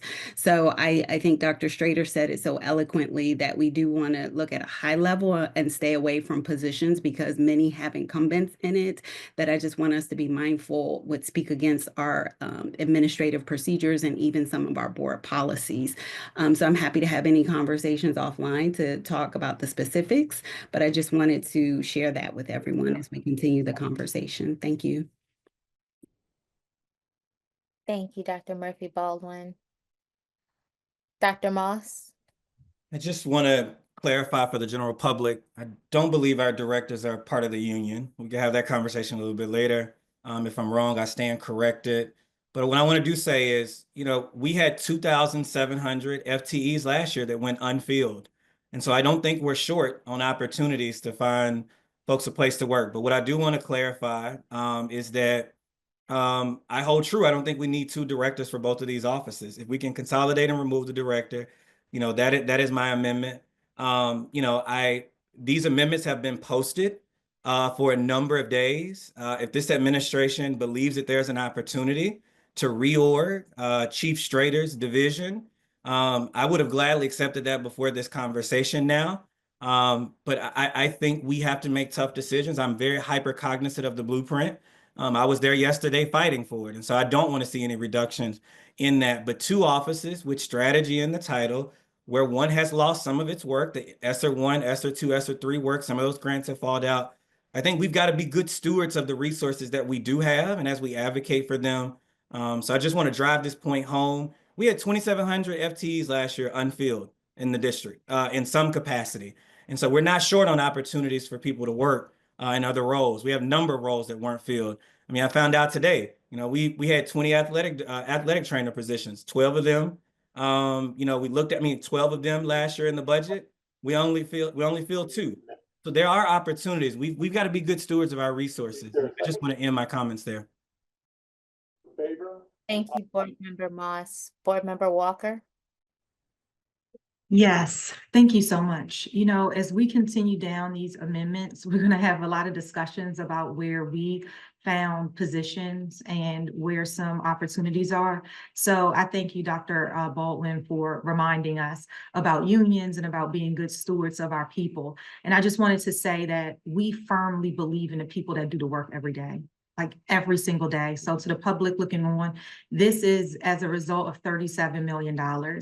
And our struggle when we are there talking about blueprint and how we're fighting for making sure we keep the community resources for our schools, like we're there fighting. And as we take a look at the resources, and I'm not just talking about Dr. Strader's, I'm just talking in general, as we continue with these amendments, you're gonna hear like, hey, about central offices, right? Nobody's looked at each and every one of them, but when we say cut travel by potentially 10%, the same in the board office, like I have an amendment for that too. It is just, we gotta find where this money is. So I just want people to understand that it's not a personal thing. It is where can we really shave and still do the work that we need for our scholars. So Dr. Strader, I think what I heard you say is that you are aligned with the revised amendment, which was to look at the directors inside of your division. And if that still holds true, then I think we'll be able to move on to is that what I understand, Dr. Strader? Because I know there's been I just want to make sure before I vote that that's what you were aligned to, kind of taking a look at that structure there with the revised amendment that was suggested. I approve the reduction of the director position. Yeah. Thank you, Dr. Strader. And I know it's not easy. It's just taking a look at where we can grab pieces. Thank you. And I see Ms. House, but I'm done. Thank you. Thank you so much, Board Member Walker. I'm gonna, because I haven't had a chance to say anything, I want to make sure that I get my comment on, and then I will get back to you again, Board Member Boozer Struthers, because again, I don't want anyone's voice silenced in this very important conversation. This Chair Begowens, McCants, what I think is important is I've heard us talk a lot about the $37 million gap. And what we haven't had an opportunity to do, which I think would be extremely helpful, is to have our chief financial officer just talk about what we have focused on already, what we're thinking. We've gone through some of this before, and I'd offer an opportunity for us to at least get an update so the community as well as the board could hear where we are in reference to the gap.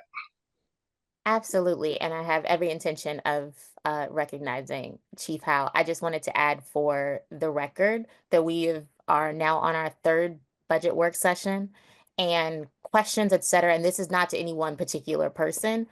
Questions have come up repeatedly. We've asked as board members questions repeatedly, and the responses that we have gotten have continuously been either we'll get back to you, or they are answers that do not directly answer our questions, to the point where we're then getting questions from our constituents about, hey, I don't know if you had a backroom conversation about X, Y, and Z. So I just want to make sure that since we are in this public forum now, and we have definitely heard from Dr. Murphy Baldwin and everyone else about all of the potential implications of some of these amendments, it would have been extremely helpful. And I hope in the future, we can have these conversations like when the question is directly asked, as opposed to getting in this situation now on our third budget work session, where we're literally having it when we are trying to vote on amendments that questions were asked directly about weeks ago.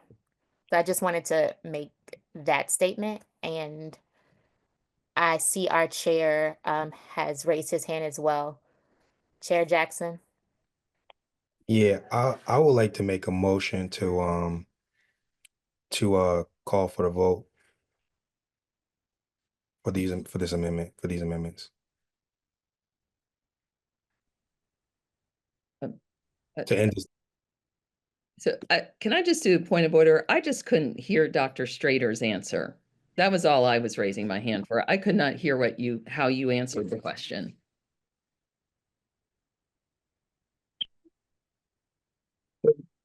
May I? So the question that was posed was, would I support a reduction of the director position in this office? the director actually overseeing the blueprint office. My response would be, I would prefer to be able to honor a reduction someplace within my division and be given the courtesy of identifying which positions I could address. So for instance, as we've shared, the blueprint responsibilities are so great, I hate to touch that office, whether it's eliminating the director entirely or eliminating one of the supervisors. If I could be given the ability of just one position or two positions within my division, I would prefer to be able to look at reorgs and other opportunities within my division for those positions instead of singling out the positions within my blueprint office. This is the challenge that I'm facing in responding to this question in this particular amendment. So that's, again, the blueprint is such a huge responsibility to reduce, and as Board Member Moss shared, in the other office, there might be other offices within a division that could be addressed here, there, or wherever, but that's not the question I'm being posed, which is the challenge that I'm facing here. So again, usually we're asked about overall reductions for division, reductions in the staffing, whatever the case is, we could address that. But again, this challenge is because you're asking about a particular office that has such high responsibilities and you're trying to address fiscal needs. And this is just really problematic. So would I support any reduction to the blueprint office? No. Are we going to look to gain efficiencies by reducing a director role perhaps and upgrading another position, to best support the work of blueprint, but best aligning the resources with another office that can share responsibilities? Yes, that is what we're going to do.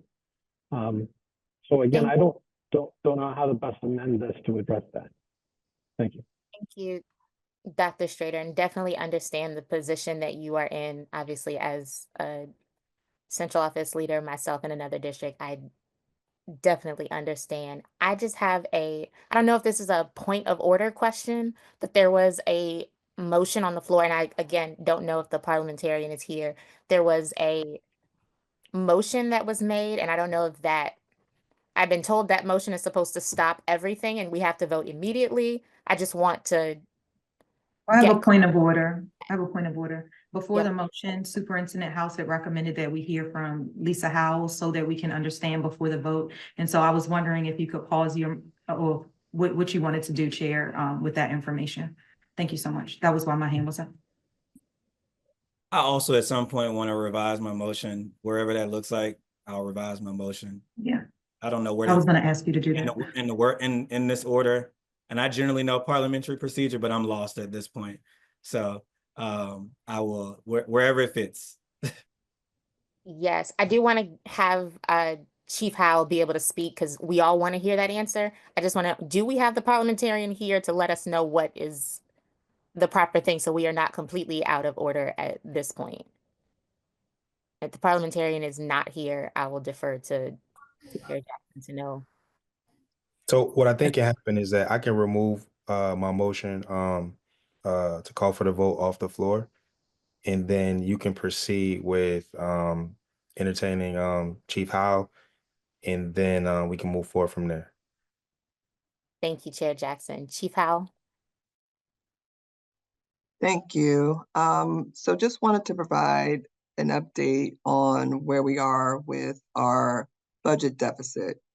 Yesterday in the ABAFA meeting, I provided an update on our revenue projections based off of the state aid that was released in mid-January based off of current legislation. Based off of that current legislation, our revenue is going up around $19 million. So that brings the deficit that we had of $37.5 million down to around 23 million. And out of that 23 million, we've already been able to identify around four or 5 million. So we have about $18 million left. With the work that we've been doing throughout this budget formulation process, it's ongoing. So we were at a point in time in December, and we've been having ongoing conversations to address the budget deficit. We've been looking at a number of different measures in order to close the gap. And based off of what we've identified, we are in a good place to be able to close the remaining gap of around $18 million. That includes looking at revised budget assumptions. That includes looking at organizational efficiencies. That includes reduction in discretionary spend. And as I stated yesterday in the ABAFA meeting, a lot of that has been targeted, looking at our budget and our prior year expenditures, trend analysis to see where there's opportunities to specifically target and reduce the budget to align with historical actuals. And then looking at, I mentioned looking at some of our broad systemic projections. And so we do systemic projections across the board for some of our big ticket items and reevaluating those in addition to continuing to scrub our reserves. And I want to put a pin in the conversation around reserves, because as you know, with any budget, it's a stale as soon as it's approved. And you always have to have a contingency plan. So it's a fine balance between how much of a contingency do you have for things that will come up during the year that you don't know about versus using those funds up front in order to fund other efforts that you are aware of at that moment. So really digging deep with the team to go through the reserves line by line to figure out where we can maybe cut it a little bit leaner without causing risk to the district. So based off of where we are right now, we have a path to close the gap as it stands. Now, with that being said, we know that currently funneling through the General Assembly are the proposed changes to the blueprint that would pause aspects of it that would impact our funding. And there's different variations, different conversations taking place. But based off of the bills that are out there now, we would stand to lose additional, can I keep going or am I out of time? We would stand to lose an additional $20 million, and that would increase our deficit up to around $62 million. I want to be very clear that the pause in blueprint is going to result in an impact to not only central office, but to schools, because that funding is directed towards schools. So if they pause a portion of that funding and that funding is lost, that's going to reduce the amount of funding available to schools. And what all LEAs are facing is having to increase classroom sizes, reduce services, because you can't absorb that in central office. The cut is too significant and too substantial. I do know that there's a lot of advocacy out there around changes to the current bill that would minimize that impact. We're also looking to advocate for the county to still hold us harmless for their share of the blueprint. So there's the blueprint funding that's funded by the state and the local government. If the state wants to pause it, we're asking for the county to still hold up their share of that funding formula. So we have somewhat of a direction. If that bill does go through, that's going to pause that aspect of the blueprint, but it is going to hit the entire district, central office, and schools. There's no way around it. We can't avoid that. But based off of where we are right now, based off of legislation that exists right now, our budget gap has been identified. We have a path to close that so we can move forward and have a balanced budget. However, I will say with any amendments that are coming through today, we have to go back to the drawing table to be able to further close that gap. But yes, thank you. I appreciate that, Chief Howell, and I want to give Board Member Moss an opportunity to amend his amendment. I just, for my own self, I don't know if this is a point of clarity or a point of order, but we had a specific question and time yesterday for that, and I sincerely appreciate you for giving us that additional information, but there was time for it yesterday, and we didn't get that update yesterday when we were talking about amendments in OBAFA. So I sincerely appreciate you giving us that information now, but some of that information would have been extremely helpful to have yesterday. But I see additional hands, and I want to make sure I give Board Member Moss an opportunity to amend his amendment. Yeah, I want to appreciate the work of everyone in our district. I understand where you're coming from, Chief Strader, and I'll oblige. But I do want to say this is quite disappointing to get this news today around budget, like a yellow brick road for reductions. I don't know that I still understand the path, and I have a fiduciary responsibility to protect our resources. And so I just want to articulate that we needed a plan for budget reduction prior to coming here to vote on amendments today. And this is the first time I've heard we had a plan. But given that this administration says we have a plan, I'm amenable to Chief Strader's recommendation that he'll want to go through his office. But I don't believe that he should have to be the only one to do that. Others should join in that fight and do this. But if you all have a plan, I'd love to see it. And if there's a plan to reduce all 37, I'll remove my amendment tonight. But I had not seen one prior to this conversation. So if there is one, I'll pull back on my reduction amendments. I have other ones, but I've yet to see one.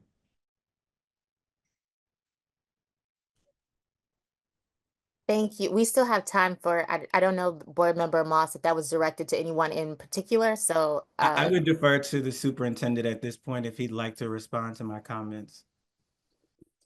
Thank you, Board Member Moss. In conversation, in reference, I usually get an update specifically around OBAFA. And it was my understanding that this information in reference to reductions was provided to the board yesterday. Just wanted, and I'm not sure, Lisa, you may jump in. That was my understanding when we discussed and you provided updates in reference to OBAFA. But that was my understanding. Yeah, it's on the presentation that was shared during OBAFA yesterday, which is posted on Board Docs. Specifically, if you go to slides 5 and 6, I mean, go through the whole presentation, but there's an update on the revenue. There's an update on the reduced budget gap. And then when I was on that slide specifically, I talked about the fact that we had a path to close that gap. And if you go back and listen to the session, it is recorded. I don't mean to cut you off. I've got 13 seconds, but that path still isn't clear. You said you have a path, but the path isn't clear.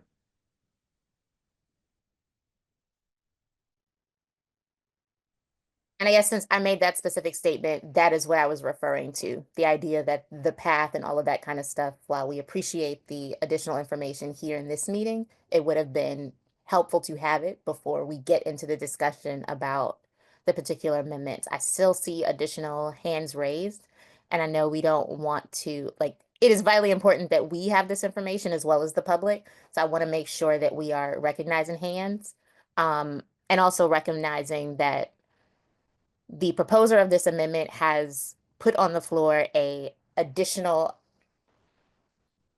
change or amendment to the amendment. And I didn't hear a response specifically to his proposed amendment or change to his amendment. So I guess that would be Superintendent, Chief Jackson has raised his hand as well. Thank Sorry. you. Or Chair Jackson. It's all good. I would like to make a motion to postpone this amendment to get further information from Chief Strader and the superintendent to talk through possible reductions, and then we can come back and vote on it at another time. That's my motion. Second. Thank you. Since we have a motion and a second, Miss Adlian, can you call a roll call vote?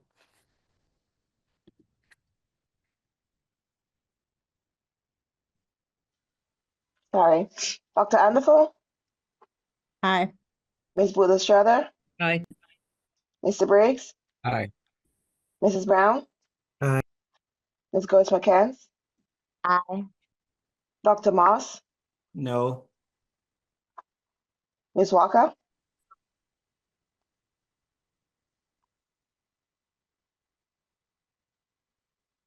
Ms. Walker? No. No. Chair Jackson? Aye. 6 in the affirmative.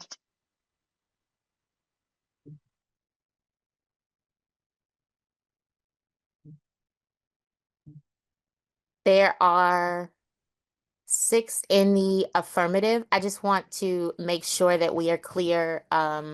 We have voted that we are going to get this information and we are expecting this information so we can discuss it with the public. And I see Chair Jackson, your hand is raised. Did you not put it down? No, yes, sorry, I didn't put it down. Apologies. Thank you. And then Board Member Walker, did you have an additional statement on this, what we just voted on, or are we moving because we have another amendment? I just have whenever the right time is, just to talk about. I'm extremely excited, but really surprised to hear that we save $37.3 million, that we have a way to close that. So whenever we're able to talk about that, I would like to talk about that piece right there. You can let me know when the appropriate time is. Thank you so much. Because are we gonna move forward with the other amendments, or are we not? Or are we gonna postpone them? When do we talk about it? I'm just a little confused on where we are at this particular time. Thank you. So, and again, I don't know if we have a parliamentarian, maybe not, because we're in a budget work session. I believe the conversation was about the specific ask to cut a position, but we still have the strategy offices merger, and we do have other offices, other divisions to discuss on this, to discuss on tonight's meeting with other amendments. And I know this is very clear, like we all want this clarity on this path forward. So I want to make sure we are all clear on what it is that we are voting on and moving forward. Chief of Staff Boyd. Hi, yes, good evening. I just wanted to bring forward a very quick question. You mentioned earlier that the information wasn't presented. So I just wanted to know, are there specific questions that we can address from the presentation from yesterday? Thank you.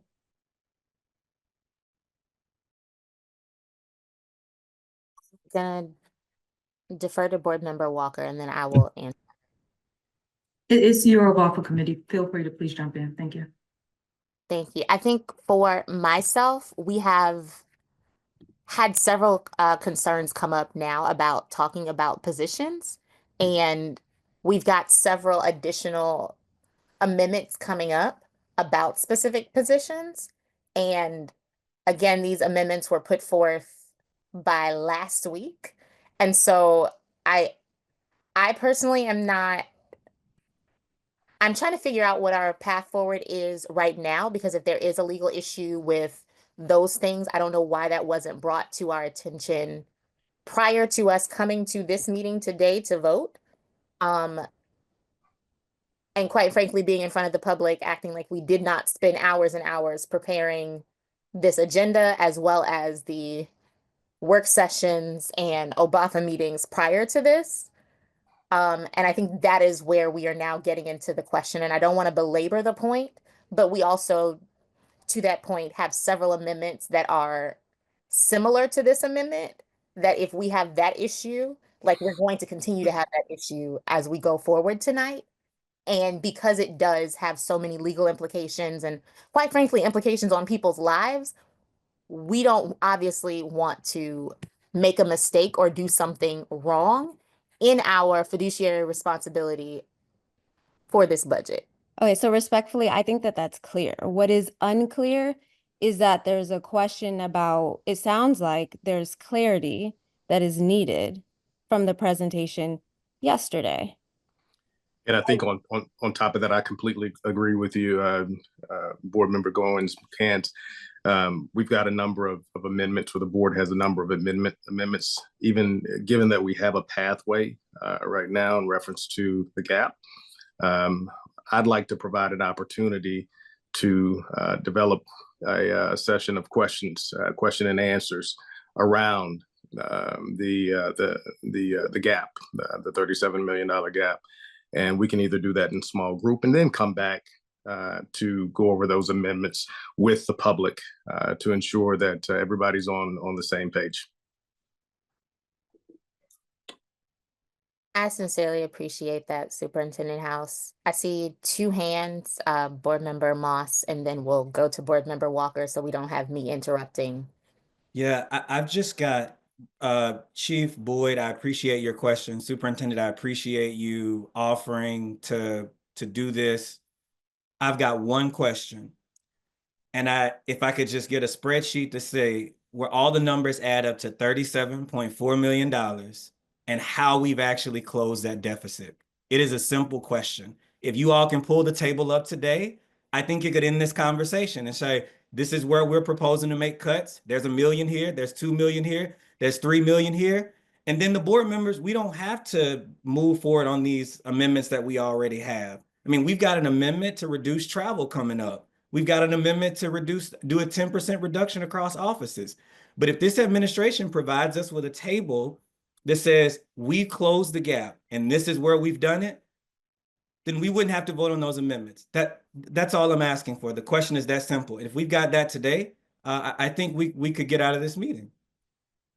Agreed. And I think this is a similar process that we went through last year, where we focused on the how and got there.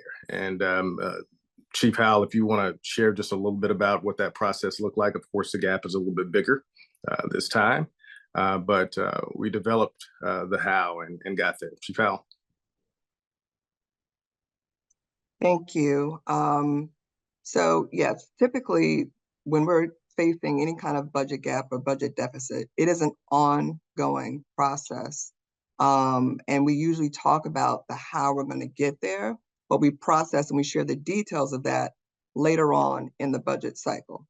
And so we said very early on that we were going to take a close look at internally what we could do to stay as far away as possible from the schools. But the first part of this was waiting to understand what our revenue adjustments were going to be. And we did share that in the OBAFA meeting a couple of weeks ago. We gave an early look at that point in time that the revenue was increasing by $19 million. And we shared that again last night. So that's essentially cutting it in half. For the work that we've been continuing to do, and it's an ongoing process. We've identified where there's opportunities to look at contract assessments, some of our budget assumptions, and I'm trying not to get into the sausage making of budgets, but a lot of it is high-level systemic assumptions that we can refine that will help to kind of bring that number down. But just to kind of talk about the process in general, we typically itemize those detailed changes later on in the budget process as we get further through the budget cycle. So typically when we get through the requested cycle, the primary focus at that point in time is to reflect the changes in our revenues, and that's what will be transmitted over to the county. And then we continue working on refining and getting the budget changes processed and loaded into our very manual system in order to capture those reductions before we get to the final approved budget later on in June. But we can certainly provide a high level. I just have to warn you, we have a very manual process. And so I can give you high level assumptions of what those numbers are going to be. If that will help provide some insight, but that's not something we were planning to display and to provide today. I was hoping that with the conversation that we had yesterday with the update in revenue and our path forward to close the gap, that there will be a level of understanding that this ongoing budget conversation is going to be ongoing, but that we do feel that we're in a better place now than we were a month or so ago. But we're not done yet because there's also other bills going through the General Assembly, which could still impact our budget. So we're not stopping. We're continuing to dig deep. And we know that we have to reset our budget because we were faced with a change in our budget last year. Thank you so much, Chief Howell. I know we have a lot of hands raised. We do also have several other amendments, so we want to make sure that we are clarifying and that everybody is getting their questions and their concerns answered before we vote. But we do also have other divisions that we have amendments on. So Board Member Walker and then Chief Boyd. Yes, it sounds like we're going to continue to go through the amendments, which is great. We foresee that there'll be additional costs, so we'll continue to go through these amendments. I did just want to express that, you know, there was an OBAFA meeting last night, and I do appreciate that. It happened last night. And this is amazing information to know, but when we can close a $37.3 million budget, I think that's worth an email out that just literally says that. These amendments that we've been really working on in order to help close the gap, we're still going to go through them, and we probably still need them because they're not going to equal $37 million. They're not going to equal $19 million. So it makes sense for us to do. But I'll tell you that for a meeting to happen last night with the expectation that those who couldn't make it last night would be able to get through that amazing information today, we probably could do a little something better than that from the board side. So maybe in the future, we consider having that OBAFA meeting, and there maybe be a gap of a week between the two, so we can actually take a look at it and really digest the information, so that then we can come back and be really intentional on our conversations here. I'm Dr. Strader, I'm sorry that you're the one that sparked all the great discussion right here. And so it's not targeted to you, but I think we'll be more cognizant as we continue to go through these additional amendments. That's the piece. Thank you so much. Chief Boyd. Yes, thank you so much, Chair Goins-McCants. I just wanted to, I agree with Board Member Walker, and I think maybe there's a structure difference, but I just wanted to acknowledge for those of us on the call and for the public that the information that Chief Howell just laid out was information that she shared and was outlined as a part of the process. Thank you so much. Thank you so much, Chief Boyd. Given this, we're going to move to our next office, or excuse me, division, but it is the board office. We have 3 amendments: our board budget analyst, district liaisons, and then board member budget reduction. The question is, shall the Prince George's County Board of Education approve the budget amendments for the board office? Board members, is there any discussion? If you would like to amend or pull an amendment, you may make a secondary motion at this time. Board Member Walker?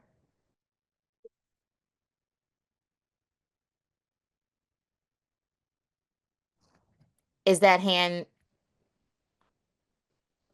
are you lowering your hand or? Sorry, I thought I was off mute. Thank you. I'd like to pull out line item 12, district liaisons in the board office for more discussion. Thank you. Thank you, Board Member Walker. Seeing no other hands, and I'll pause since last time I didn't pause to give people time to raise another hand.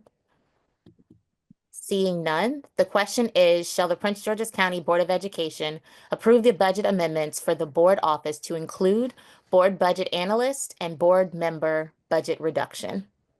Oh, I'm sorry. I'd like to pull the other one. I didn't see the other one for additional discussion too. There's 2. Thank you. It's an additional activity. Could you, oh, the 2 NTE, so the district liaisons and board budget analysts are the 2 that Thank you you. would like to pull? Thank you. So the question is, shall the Prince George's County Board of Education approve the budget amendments for the board office to include board member budget reduction? Seeing no hands raised, Miss Adeline, please call the roll call vote. Dr. Anderfo? Aye. Ms. Buller-Strother? Aye. Mr. Briggs? Aye. Mrs. Brown? Aye. Mrs. Goins-McCants? Aye. Dr. Moss? Aye. Ms. Walker? So that we can talk about them, right? Oh. No, it's not so we can talk about it? Then no. This vote is for This is your the board budget. amendment to Sorry? cut the board budget. We're voting on the board budget to cut the board, our Yes. individual. Oh, that was my amendment. Yeah. I want to chop it $500. Thank you. Chair Jackson? Yes. 8 in the affirmative. Thank you. There are 8 in the affirmative. The budget amendment, board member budget reduction is approved. We'll now move to discussion on board budget analyst. Oh, thank you. And can I just say that number 20 for board budget reduction was not up there with the other board. I just want y'all to know on the sheet. So I wasn't completely crazy, okay? I was just looking at the sheet. It was number 20, okay? All right. I did want to discuss this. I just wanted to ask if Chair Jackson could give just a little bit more details on the district liaison to start with. Thank you so much.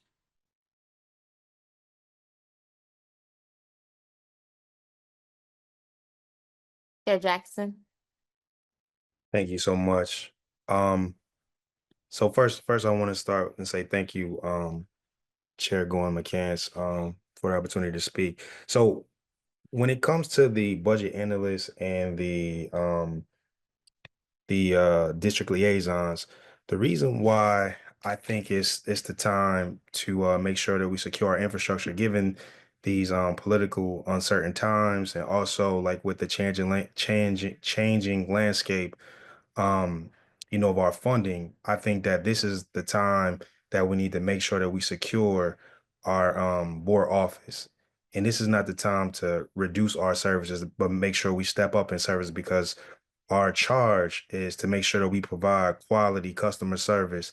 And a lot of times, our chief complaint is not being able to connect with our community, not having, I guess, not having a stronger presence. And I know there is a community partnerships office that we work diligently with them. But I know even this past week when we had a meeting in District 7, one of the chief complaints was they can't get to us, they can't get connected to us. Community engagement is one of the marquee indicators for every successful school system. And so I think that this will put us in a position to make sure that we engage our constituents even better. We have a tremendous amount of schools without PTOs and PTAs. These district liaisons will help us bolster those numbers. We want to make sure that because of the change in funding landscape, that we will make sure that the resources that we do have available, that we're able to connect our constituents with those resources and those programs that we do have available. So I think that this will give us an extra opportunity to help create that customer service or that customer experience that our constituents need so much. And I think having that budget analyst also will actually help us find opportunity and economic rents that will, I think, will pay for both of these positions in the long term. Just like what we're dealing with tonight. I think if we had our own budget analysts already squared away and locked in, that could have helped us kind of better understand what Chief Howe and them. I think they will be working in partnership with Chief Howe to better understand exactly how they were to close this budget gap and also help identify areas. Um, thank you. Thank you, Chair Jackson. Board Member Brown? Yes, thank you. And thank you, Chair Jackson, for clarifying that. I do have a concern because we have been heavily speaking about a deficit. I am concerned about adding additional positions, mainly for perception with our constituents in the community. Of course, we were tasked to do community engagement. We were tasked to ensure that we tap into our community and ask them for assistance, whether it be our PCAC members, DIAB members, PTA members, whoever. We have a strong county who wants to be involved in the work that we do for PGCPS.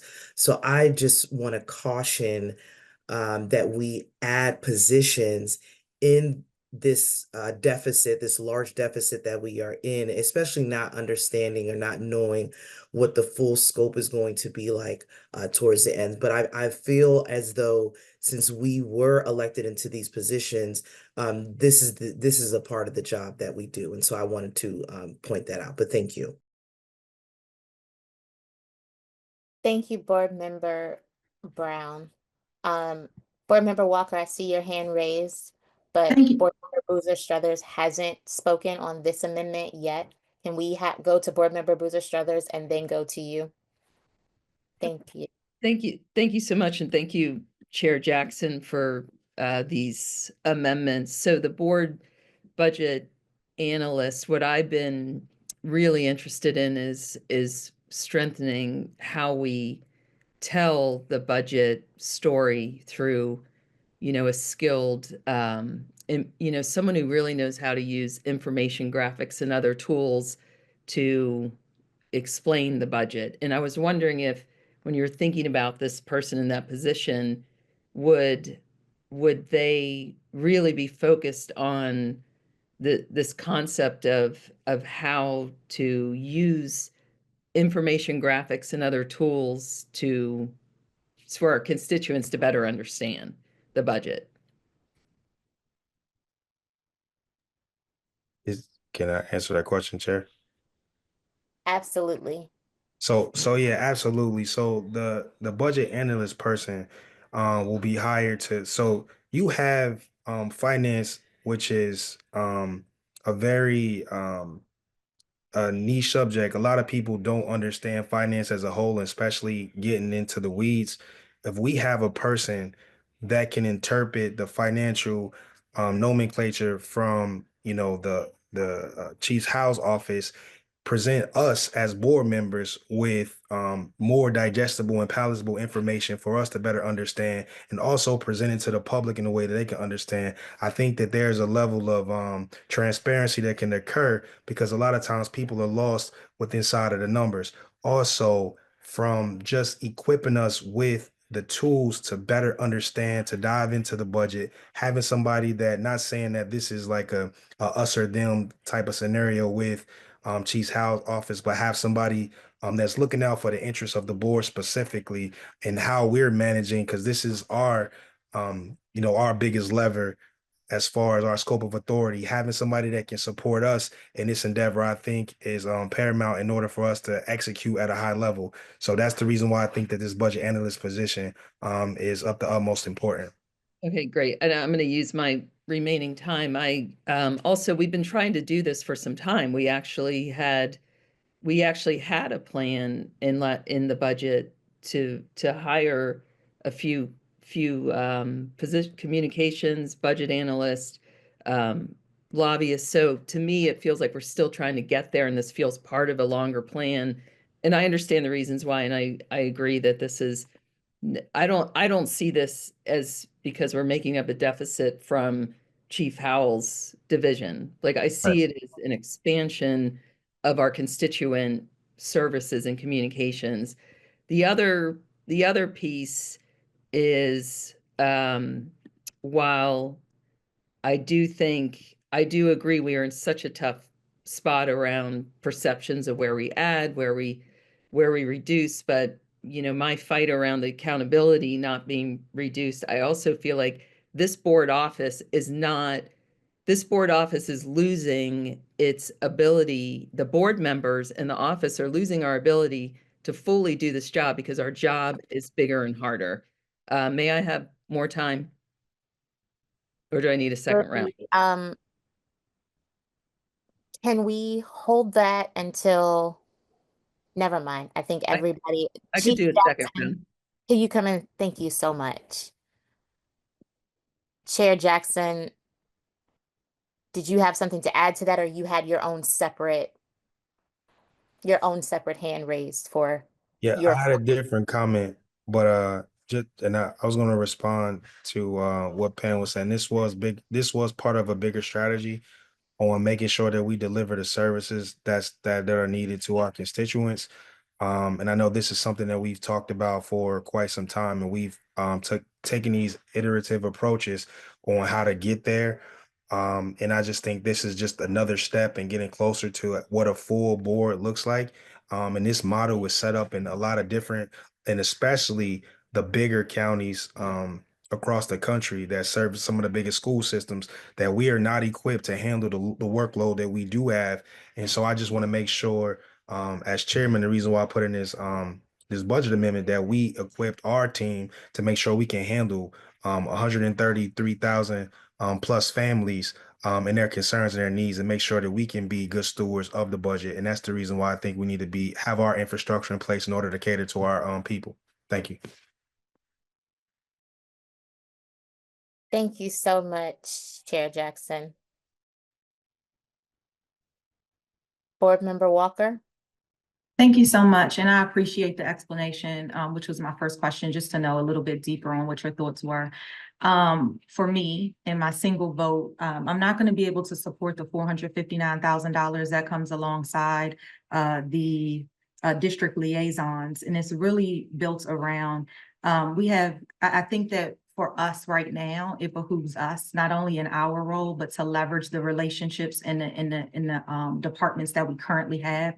So tapping into our superintendent and letting him know where the gaps are and how we can get help on from community partnerships, from community engagement office, from our PCAC that we rely on, from just really optimizing what we have in order to get the work done. Plus, as an elected board member, I know in District 9, they're expecting me to do some work in the engagement inside of the community.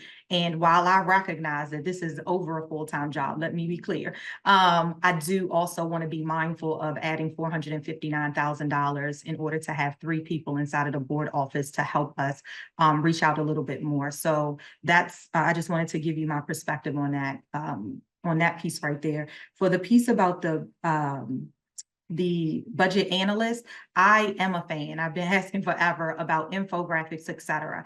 I think last year, though, when we put this in a budget, so one, I'm not all the way there yet for a full-time FTE at $143,000, but what I am amenable to is last year we put it in as a contractor to do this work, to really dig into the budget and really find where we should be looking, where we might not get to because we have these full-time jobs.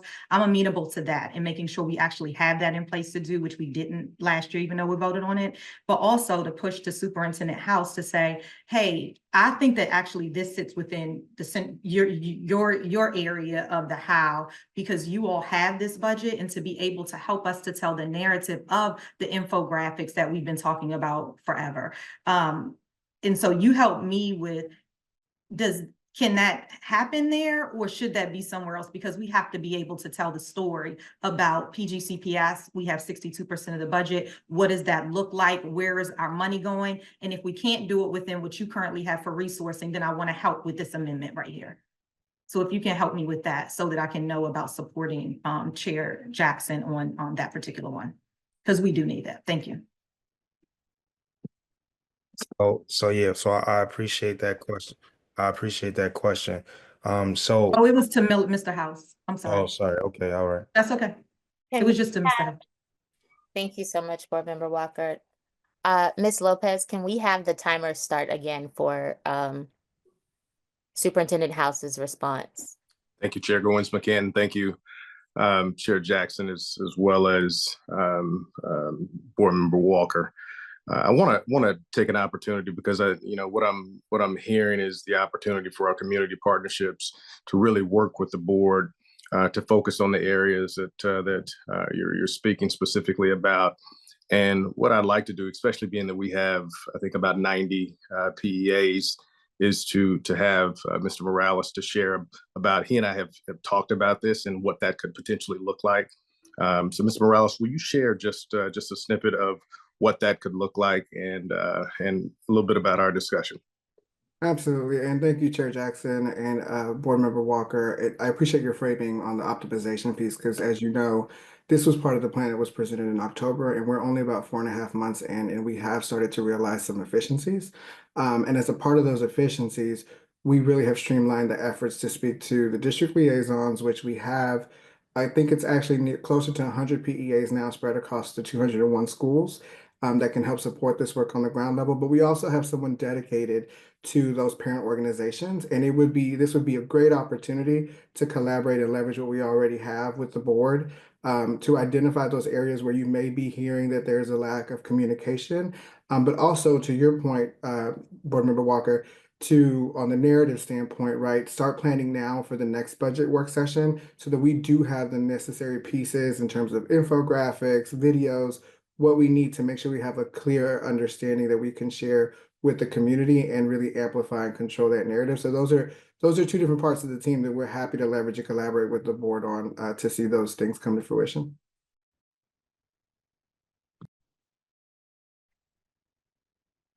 Thank you so much, Chief Morales.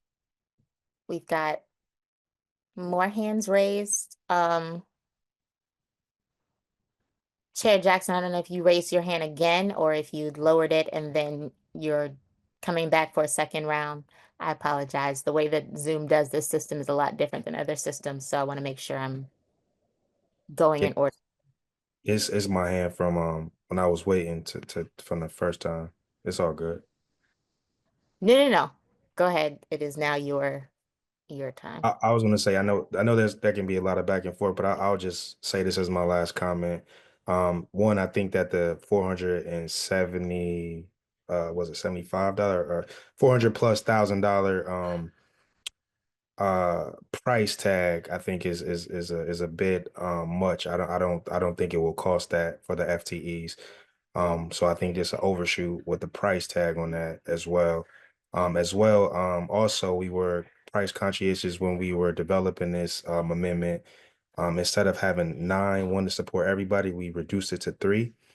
And also, I think that there will be a great opportunity to work with, the partnerships office. But as it stands right now, I just feel like we're not equipped from the board office perspective to handle, and it's not about not being able to engage because we signed up for this or we elected this, because that's something that we definitely, we engage all the time, as you know. I think it's just being able to help our community even more. I think there's a lot of missed opportunities to get into the weeds with our schools and our parents and our communities. And I just think that there's a lot of missed opportunities. Like I said, this model was set up along most of the major school systems in the country. And I know I was talking to one of my colleagues earlier, Dr. Moss was saying that he knows that Miami-Dade County has it. I know a few more around the country that has it as well, that has service these huge metropolitan areas. So I digress. Thank you so much. Thank you, Chair Jackson. So we had Board Member Moss, your hand is back up for first round, correct? Okay. Yeah, no, Lopez, can you follow? I'm sorry. And Ms. Lopez, can you follow us so we're not stopping with me acknowledging different people? Board Member Moss and then Board Member Boozer Struthers.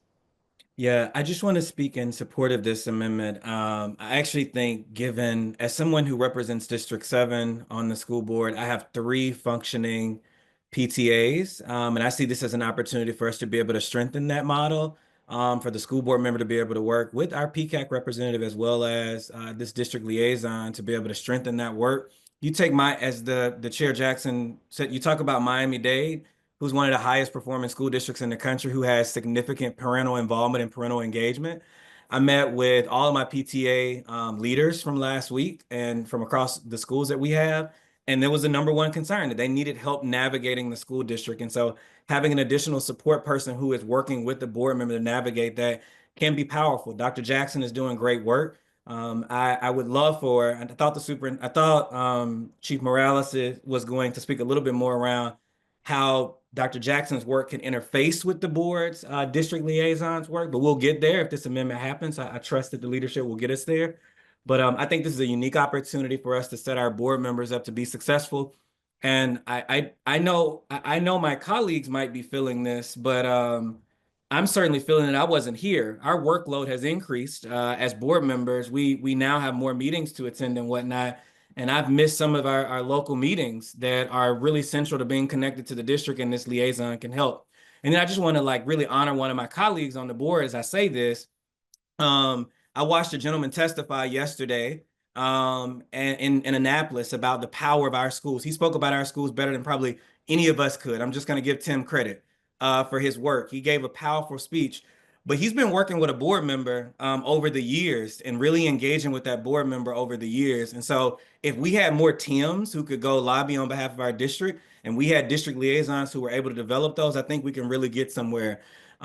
Our number 2 customer, which is really our number 1 customer, is our parents. The kids are our first customer, but parents are second. If we can get parent engagement right, I really believe we can move this district forward. So I think this is an investment that is worth our while. It's our parents. I mean, I heard a gentleman passionately say, "I don't know how to navigate the district," and so these folks can actually be a strong arm in being able to do that. So I strongly support the chair's amendment to move in this direction. And just to laugh a little bit, we figured the budget out so we can add these 3 people.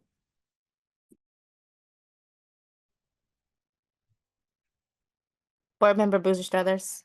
Yeah, thank you. Thank you so much. And, Dr. Moss did hit on some of the points where I wanted to head around this. Like when I first saw it, I did have a reaction of, adding to the board during this time.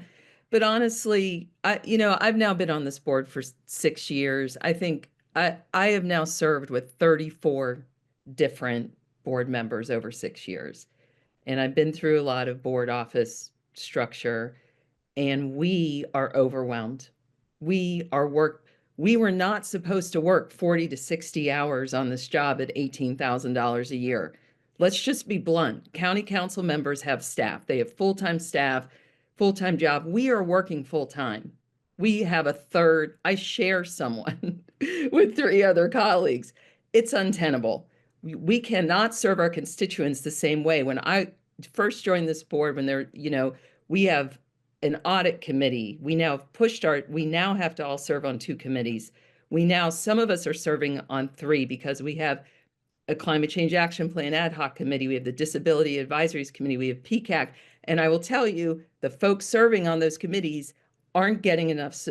We don't have enough people to support them to their full potential. And so I do think the time is now, because I'm feeling that I'm slipping. I cannot get to my schools. I used to get to my PTA meetings. I am in board meeting Zooms and meetings all the time now. And I need to be able to get back out to my constituents. There's been a shift, and we need the resources, because I'm feeling great about this board. We are a high-performing board, but we need to be able to we need some relief, because we cannot keep up this pace for our constituents. And I say that as a board member, actually went through the pandemic, and I'll tell you, we had liaisons for a little while. I was able to get the climate change action plan done because we had a board liaison. We could manage that focus work group. We haven't had a focus work group in 2 years. And so I support this. Like I said, at first I was like, had a visceral reaction, but frankly, looking at this last 6 years, we need to do this so we can support all of our parent engagement at our level and in our schools. Thank you. Thank you, Board Member Boozer Struthers. Board Member Walker, and if we have no more comment after this, we'll move to our vote. Thank you so much. Mine will just be really quickly. I do agree. I'm feeling it. I am slipping as well. But what I also know is that we have to work smarter so that we don't have to work harder. With that, it's the partnerships of absolutely recognizing what's in the superintendent's lane and what's in our lane.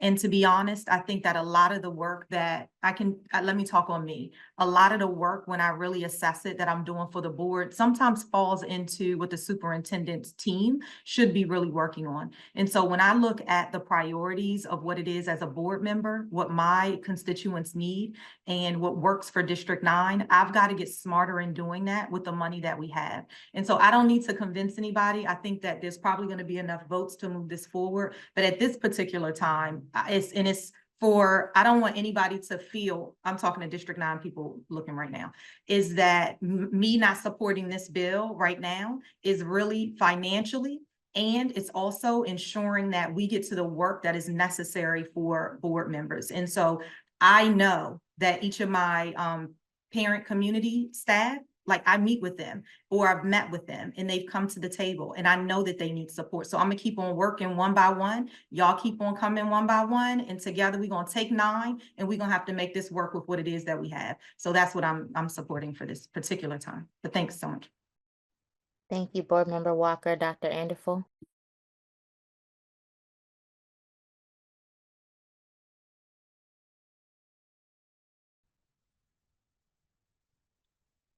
Are you lowering your hand? All right, it's going up and down. I'm lowering my hand. Thank you, Dr. Anderful. Seeing no more hands, these were technically 2 different amendments that were pulled, and we did have discussion together, but because we pulled them, we have to vote on them separately. So the question is, shall the Prince George's County Board of Education approve the budget amendment for the board office district liaisons? Ms. Adeline, please call a roll call vote. Dr. Anderful? Aye. Ms. Buller-Strother? Aye. Mr. Briggs? Aye. Mrs. Brown? Nay.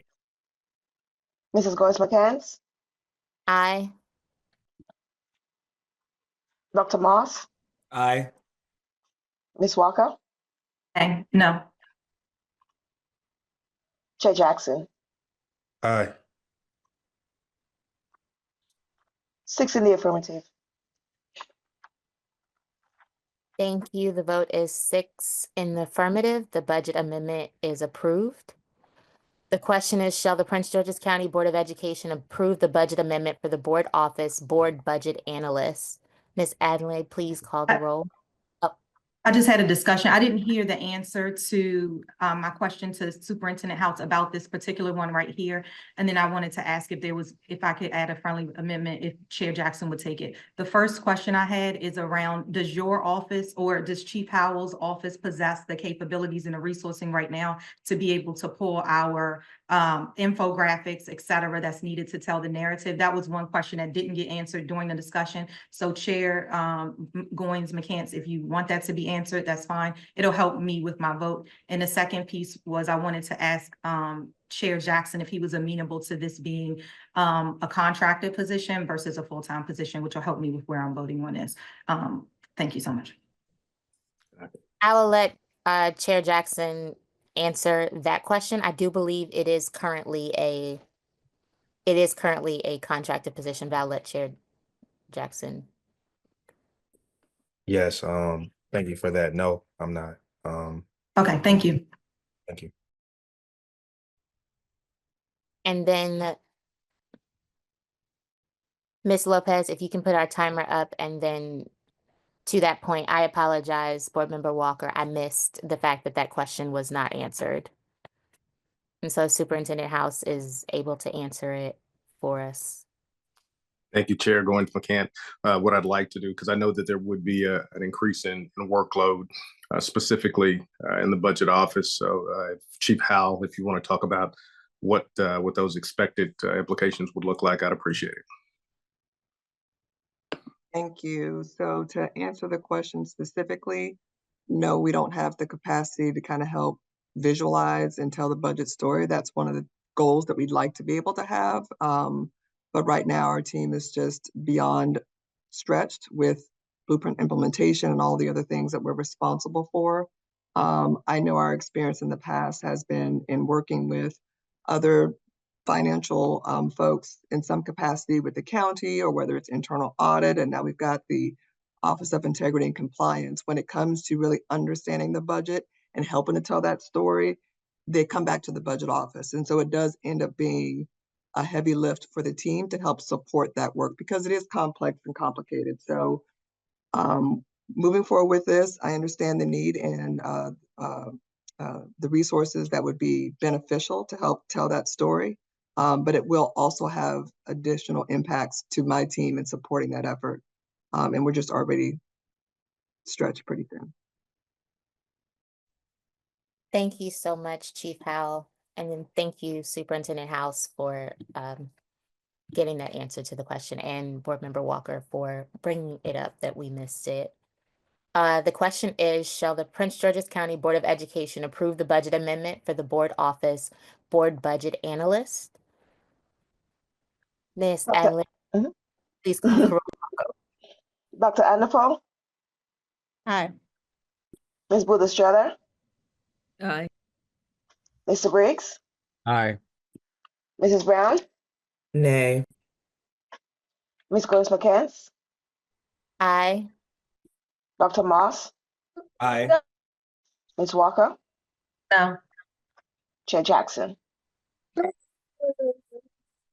Aye. 6 in the affirmative. There are 6 in the affirmative. The budget amendment is approved. Moving on to the Division of Communications, there are 2 amendments. Communications Office staff reduction and eliminate the Chief of Communications position. The question is, shall the Prince George's County Board of Education approve the budget amendments for the Division of Communication? Board members, is there any discussion? If you would like to amend or pull an amendment, you may make a secondary motion at this time.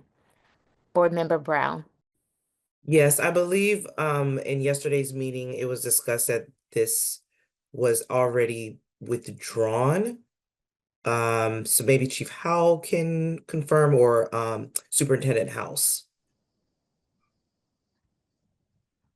Be glad to do so if that's okay, Ms. Goins, McCann.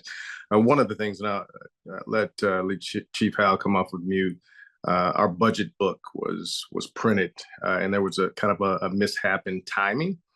So, Ms. Hal, Chief Hal, if you don't mind sharing kind of what that timing looked like, we did eliminate a chief of communications position. But it just didn't make it into the budget book, which caused, I think, some of the confusion that's here. Chief Howell? Yeah, so just to clarify, our budget book was produced in December based off of decisions that were made as of that point in time. The elimination of that position was effective January 1, 2025. And so because of that, it was still already captured in our budget for 2026. So when we do produce our next budget document, that update will be reflected, showing that that position has since been eliminated. Thank you so much. With the board member, Board Member Walker, was that your amendment? Yes, it was. So that's great. There was two. So the one that I still see on there, that one must have been pulled. I didn't know was, but thank you so much for that one. No problem. Thank you for that correction. The one I'm looking at on our amendments one is the one that is taking an FTE from Mr. Morales's department to put in the board office. Is that the one we're going to talk next? That's the one that I see on the sheet. My apologies. My list had both of them and it didn't okay. have the memo that one of them, that you had chosen to withdraw your amendment after the conversation that was. I didn't, but they probably did for me because they realized the error. Yeah, I didn't, but thank you. Thank you. So with that clarification, we are just looking at the communications office staff reduction amendment because the chief of communications position amendment has been withdrawn. And so I do want to pull that for greater discussion if necessary. Yes, we don't have to pull it. It's the only amendment, so we don't have to pull it. Would you like your 2.5 minutes to start to discuss it? Absolutely.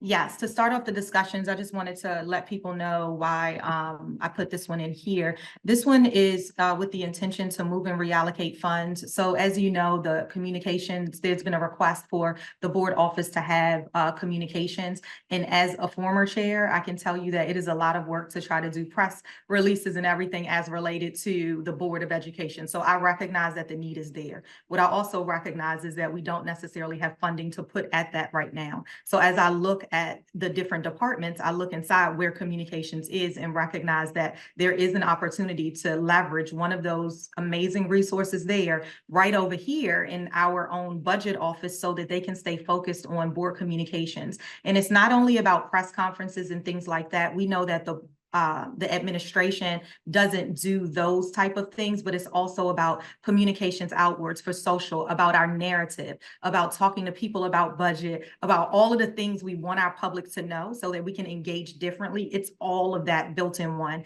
And I believe that we have the opportunity to leverage a resource. And I put of the 22 projected FTEs that are there to come over, and just one of them to be really attributed to the Board of Education. And that would save us $184,000, I believe the number was. Just wanted to give context to begin our discussion.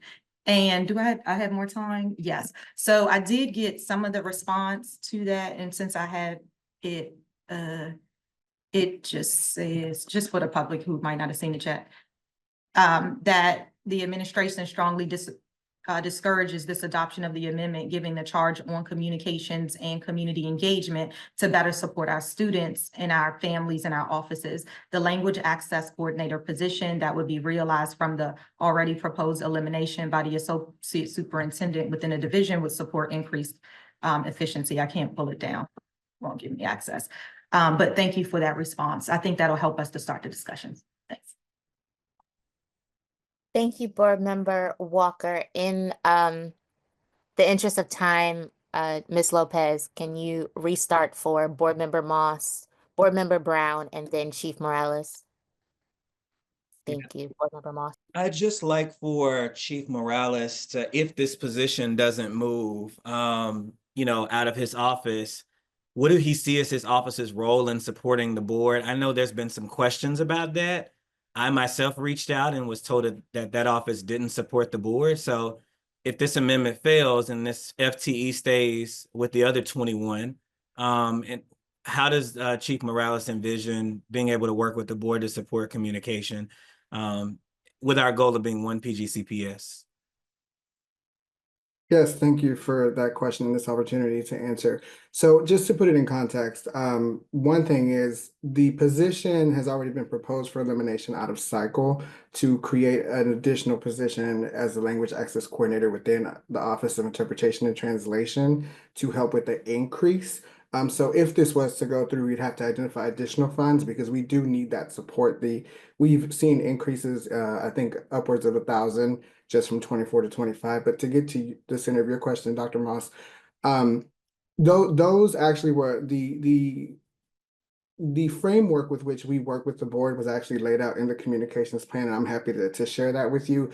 But it does very clearly lay out in terms of what we're able to support the board with. The way I envision that collaboration is, as we've done, it's never an issue of not working with the board or not supporting the one voice. It's simply, providing what may be necessary data. So we've done this in the past where we provide the data that's needed to generate certain talking points, the support. If it's something that we're doing collaboratively as a district, for example, a press conference or a press release or whatever the case is, we will obviously partner on that and lead that. If it's something that's a board initiative, the board would lead, but we're happy to support the board office as we've done in the past. So it's based on the situation. It's based on the collaboration. Yeah, I would like to hear a strong commitment from the administration to tighten that role up and explicitly focus on supporting the board and comms if we're going to be one PGCPS. So if the administration can make that commitment, there wouldn't be a need to move an FTE out of communications to the board. I understand your existing framework, but there should be an opportunity to revise that framework. And I love Board Member Walker, but I wouldn't support her amendment if you make that commitment tonight.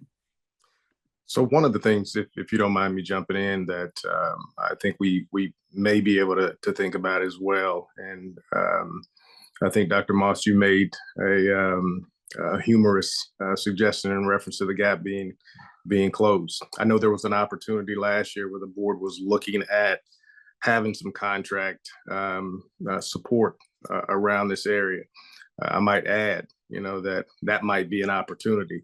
I think this department is already stretched, and we're willing to support. But I think what comes first is the focus on the district first. We will be able to and do our best to be able to support the board, but the district is first. But I would, have the board to think about the possibility of having, additional dollars that are allocated specifically for communications, whether it be around contracting with an agency. But we will do our best to support if it's the will of the board.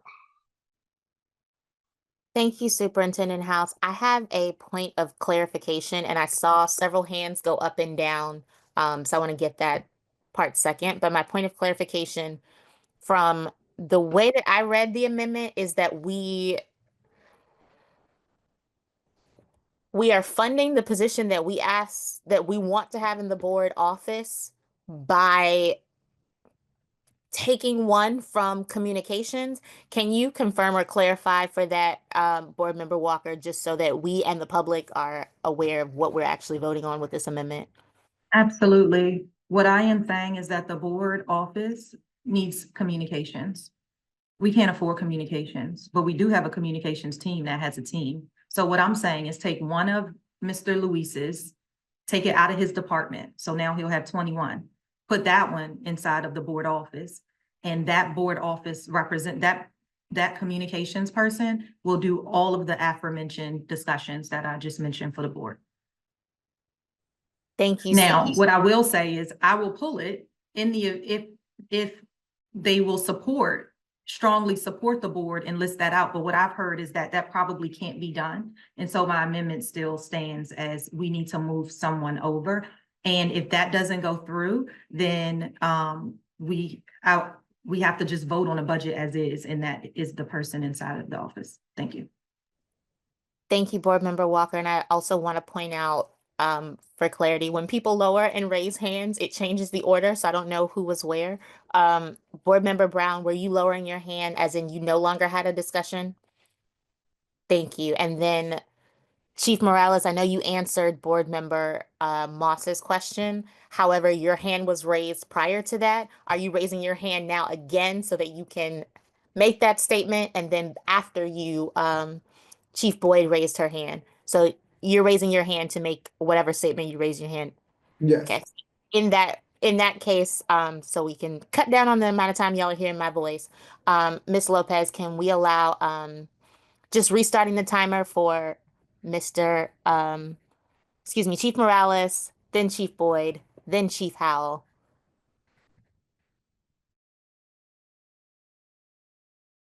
Thank you. So what I wanted to share was what I've already shared, which is that out of cycle 5 positions were proposed. This was one of them to realize some efficiency. So if this went through, we would need to search for additional cuts essentially of positions to be able to realize that almost $200,000 cost. That was one thing. The other thing I'd like to share is the context around the 22 positions. They are not all the same function. And so they are broken down between graphic design, web services, strategic communications, media relations, a lot of different functions. So individually, those areas are stretched pretty thin. But even with that, we have been able to, as we have in the past, support board member events. I think right now, the challenge with the capacity has been the individual board member events in terms of district meetings and kind of those independent things that are done independently by board members. But when I speak of collaboration and support, we're obviously willing to provide is when we partner on these larger events, these initiatives, we can definitely provide that. And then we can always take everything on a case-by-case basis. We most recently produced a video for Chair Jackson, and we've done other things for different folks as capacity allows. So we're definitely adaptable, and we will be continue to be as adaptable as we can be with the resources we have. But I will say that this passing will definitely create a situation where we will have to probably realize also some delays or reduction in services we provide to the schools and offices currently as well. Thank you, Chief Morales. I want to recognize Board Member Bruder Strother's hand was raised. Are you lowering it now or? I've lowered it. Thank you. Chief Boyd? Yes. I guess I would just ask, I think this amendment came from Board Member Walker, that the board consider external relations leaders instead of district liaisons, one of which the 3 positions that were just voted on could be a communications specialist. So just wanted to ensure that you all are also considering that as an option, in addition to what Superintendent House shared around contracted services. Thank you, Chief Boyd. Chief Howell? Yes, I just wanted to clarify and to make sure that we're all understanding the proposed amendment correctly. Already reflected in the superintendent's proposed budget is a communication specialist for the board office. That was submitted as part of the budgeting process. The way I understood the amendment is that this was an opportunity to make that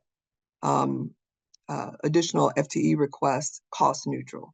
So in the budget that we already have, that position is already baked into our budget. So if this amendment is approved, it would reduce or make that incremental position cost neutral. But we already have that position in the budget as it stands now for the board office. So I just wanted to clarify that. I'm sorry, can you clarify again? Because we did vote. I'm sorry, can you say that one more time just so I understand? When we were developing the proposed budget, a request was made from the board office to add a communications specialist. That position was added and it's included in the superintendent's 26 proposed budget as it stands now. The FTE is there, the dollars are there for that. So this amendment, if it were to go through, would eliminate a position, and that funding would help to make the addition of that proposal that has already in the budget cost neutral. So we're not shifting over a resource because the resource is already in the proposed budget. You already made the request. It's already in the budget. but eliminating a position is just going to make it cost neutral. Does that make sense? So it's already in the budget as it stands now. This is not a Yes. add to it. It's already in the budget as it stands now. So we would. Yes, but what it will allow, I thought, because you can correct me, and what I thought it would allow was allow that $184,000 to then be reallocated elsewhere that will be better used for our scholars. Is that not true? I thought your amendment that we're talking today was to help fund the communication specialist for the board office. So I was just simply saying. Yes, but moving over, okay, this is where my rationale was. So this is what I thought I typed, is that moving somebody that's currently inside of a communications office over to the board office would then allow that $184,000 that was seated there to be better used within closer to our scholars. Is that not true? Can I jump? Y'all are saying the same thing. Can I? Great, but I want to make sure, yeah. Yeah. Y'all are saying the same thing. It's budget neutral. It's what I was going to say with my time. This is budget neutral is what it's already in the budget. What you're saying, Board Member Walker, is that you're actually taking the money. So take the person out. It's the money that's actually coming out of his office that is going to the board office, instead of two different 148s or 184, whatever it is. Yes. So yeah, you're taking the money from him to fund what exists in the budget office is what you're doing. Yes, and using that money to put towards our scholars.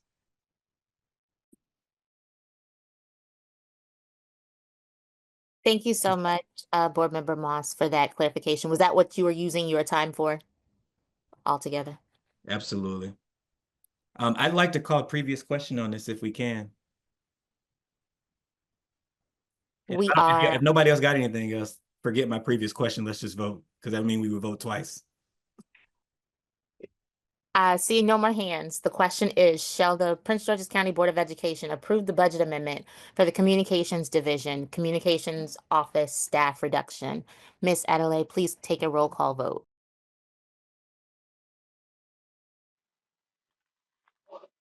Dr. Anifo?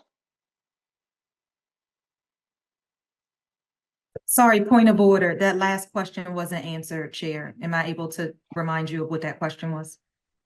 Yes, please. Yes, no problem. Chief Boyd had asked, gave a proposal of us to consider the last three votes, the last three persons that voted for district liaisons, if the board would consider one of them being in this position. And I don't think anybody ever answered that, but that was Chair Jackson's amendment.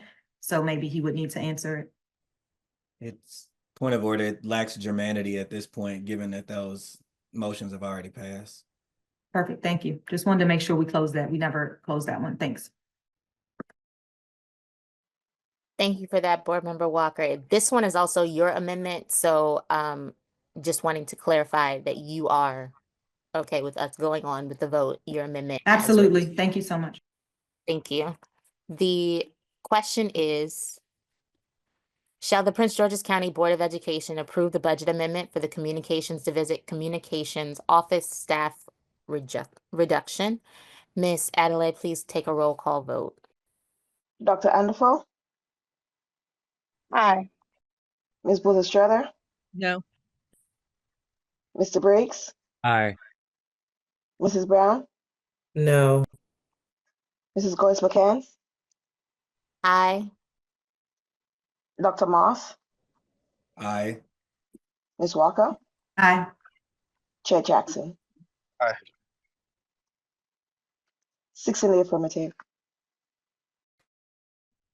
There are 6 in the affirmative. The motion, excuse me, not motion, the amendment passes.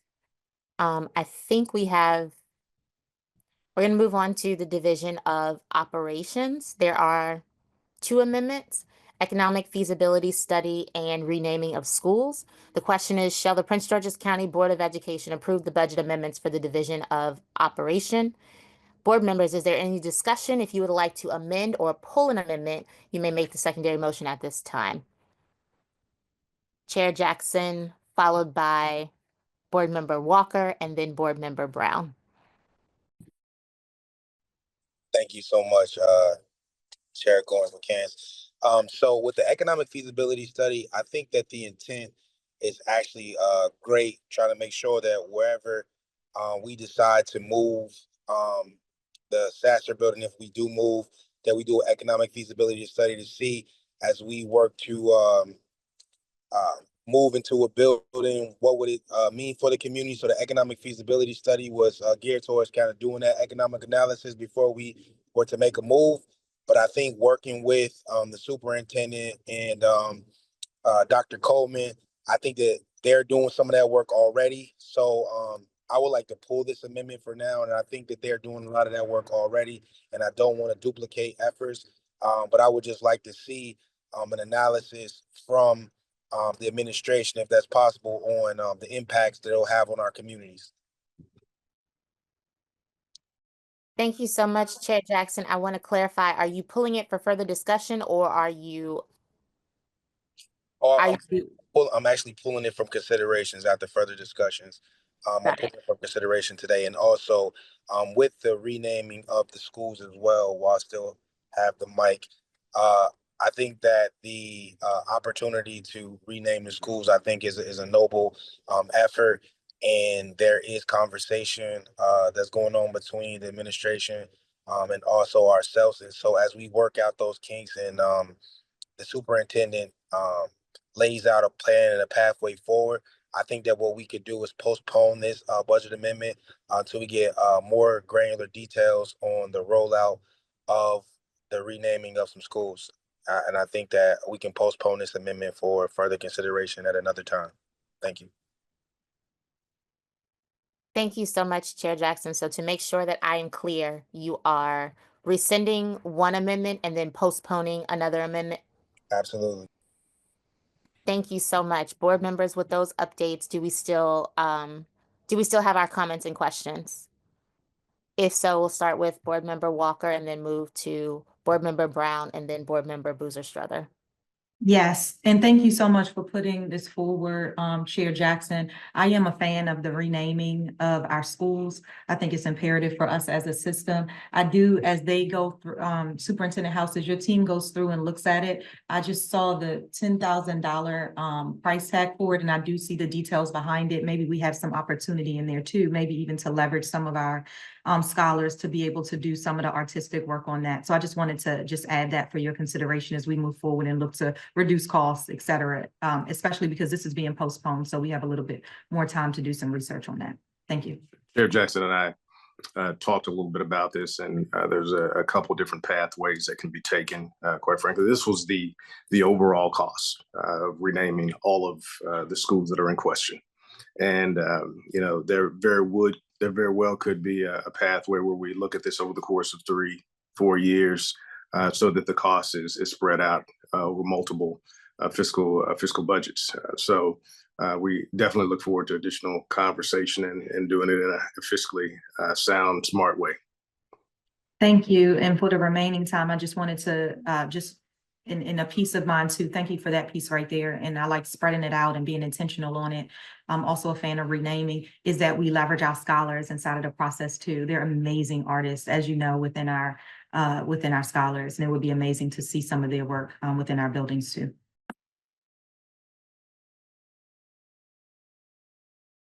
Thank you. I'm all set.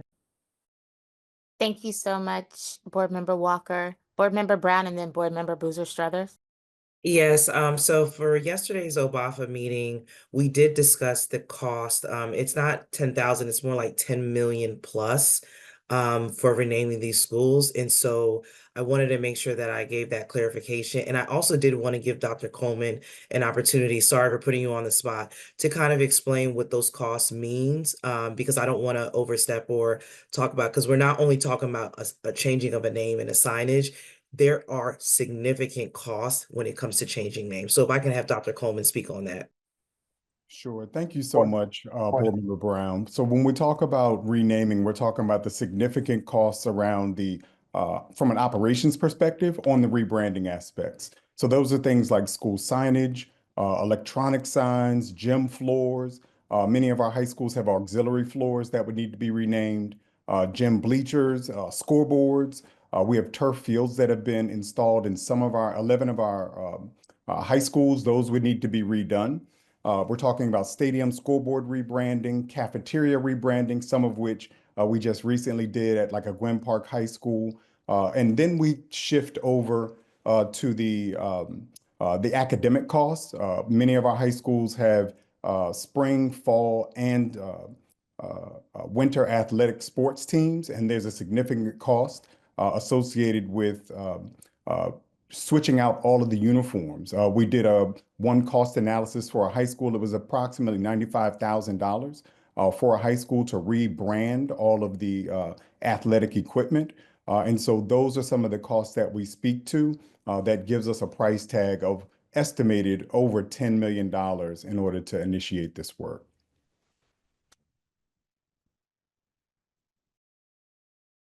Thank you so much, Board Member Brown. Was that all? Thank you, Board Member Boozer Struthers, and then it's pulled. Board Member Boozer. Yeah, thank you. I'm definitely in support of this initiative. In fact, the Policy and Governance Committee did significant work on preparing for this moment and updating the naming of schools policy. At the time, I also, we were naming some new schools, because they were brand new and there had to be a naming process, and that process is not always, it can be contentious. It can bring up a lot of feelings. It needs to be done carefully. And in my estimation, when I first brought this up, giving a heads up that Chair Jackson and I wanted to make sure Dr. Coleman was thinking about funding, I wasn't thinking that we could do that many schools at once. I think I suggested 5, because we are asking existing school communities to first raise their hand and say we're ready for this process.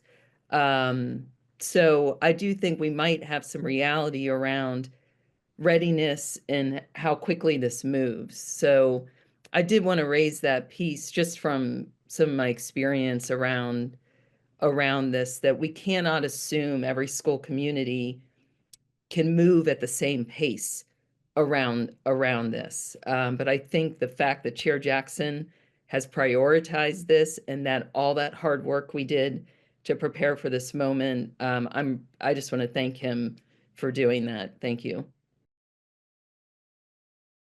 Thank you, Board Member Boozer Struther. Were you asking for Dr. Coleman to speak on that? Yeah, and from his experience. And then I did also want to remind everyone, we do have to have a final budget Thursday night and vote on it. And if we have any amendments, the team has to work really hard and fast to turn a budget over to the county executive on March 1st. So I do think we also need to keep in mind that we only have one more opportunity. Like, we have to finalize a budget next Thursday night. And so we need to move quickly. Absolutely. I want to acknowledge that both Chair Jackson and Dr. Coleman's hands are raised, and that was going to be my follow-up to Chair Jackson. So as we move Chair Jackson and then Dr. Coleman, Chair Jackson, can you include when you would like to postpone this amendment discussion to? Well, I wanted to thank you for that. What I wanted to do is get back with the superintendent and kind of let's work together to see what's what can we do in the window that we have for this year. I know there has been some preliminary discussions on what it would actually look like, what would community engagement look like, in the whole process. And I know there's already a model that's already set out there. So that's why I'm looking to maybe postpone until we have those conversations with the superintendent. I know we had some ideas of rolling this thing out further later on this month at our next board meeting. But I know right now what we're just trying to do is get our arms around this budget amendment. So I know that the budget amendment, I think that's an aggregate number, the $10+ million, which is something that we're definitely not looking to do this cycle. And so I just wanted to make sure that we tabled it maybe for sometime next week after we get in front of the superintendent and kind of talk through what's going on. Thank you. Thank you, Chair Jackson. Dr. Coleman? Thank you so much. And I just really wanted to thank Board Chair Jackson and also Board Member Boozer Struthers for really articulating that this is a nuanced and collaborative process that engages, that really focuses on community engagement, not just the expense that would be in operations or around uniforms. It really does require a level of engagement with the community that has to be really thought through. This aggregate number really spoke to 22 schools. And to Superintendent House's point, perhaps we look at it as a phased approach as opposed to all 22 at one time. But it's a collaborative approach. We've been working with Superintendent House and also with our Chief of Staff because we know that this is a cross collaboration. And we just want to make sure that we acknowledge that as we move the process forward. Thank you so much for that clarification, Dr. Coleman. And so I believe we are now voting to postpone this and to Board Member Boozer Struthers' point until a vote on this amendment until next Thursday at our next board meeting, with the understanding that we do need to have these finalized numbers from Superintendent House and his team prior to that, so that people have time to make the changes to the budget, so we can also vote on those changes at the board meeting. I think Chair Jackson and I have some scheduled time on Monday. We'll just make sure to infuse Dr. Coleman and his team on that time, if that's okay, Chair Jackson, so that we can get the ball rolling as quick as possible. Absolutely. Thank you so much. Perfect. Thank you so much for that clarification, gentlemen. So at this point, the question is, shall the Prince George's County Board of Education postpone the budget amendment for the Operations Division renaming of schools until next board meeting? Ms. Adelaide, please take a roll call vote. Dr. Adafo? Aye. Ms. Boozer Strother? Aye. Mr. Briggs? Aye. Mrs. Brown? Aye. Mrs. Goins McCanns? Aye. Dr. Moss? Aye. Ms. Walker? Aye. Chair Jackson? Aye. 18 in the affirmative. There are 8 in the affirmative. The motion to postpone is approved. Moving on to the Division of Human Resources, we have 2 amendments. Research study to improve talent pool and revamping the onboarding process. The question is, shall the Prince George's County Board of Education approve the budget amendments for the Division of Human Resources? Is there any discussion, amendments, or rescinding amendments at this time? Board Member Walker? You're muted. Sorry, can we pull the one research study to improve talent pool to chat just really quickly? Absolutely. Seeing no other hands, so we are separating the two. We only have 2 amendments. We're separating the 2. Any discussion on the other amendment?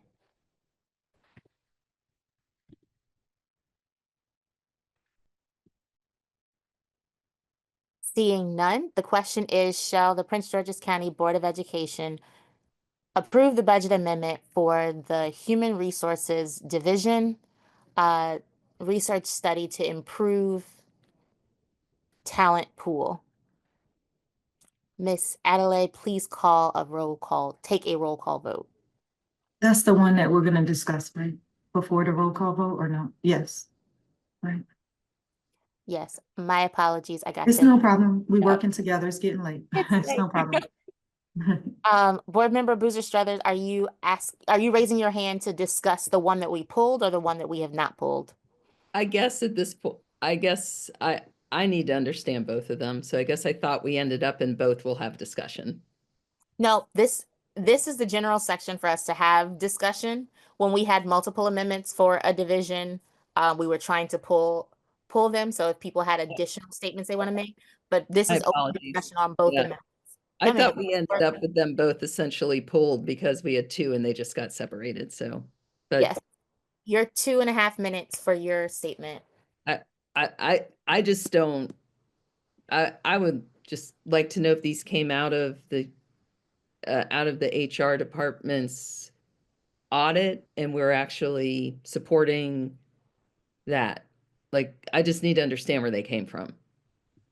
I can answer that for you, Board Member Boozer-Strother. This is exactly from the audit that was done. So exactly what you just said. I spoke with Chief Baldwin about this, and it was based on a number of different factors, most of which came from that research study around targeted ways that we could actually improve hiring and retention for teachers and other staff members, including bus drivers in our county. So that is immediately related. And then for the teacher recruiting and onboarding overhaul, this is actually a plan that the HR office had developed on their own. So they were thinking about ways that they could kind of counter some of the perception issues that PGCPS has. As we know, there was like a in one of our recent school years, the baby K incident with the student on the bus with a gun. And so there are ways that they want to really counter some of the kind of narratives that exist around PGCPS throughout the state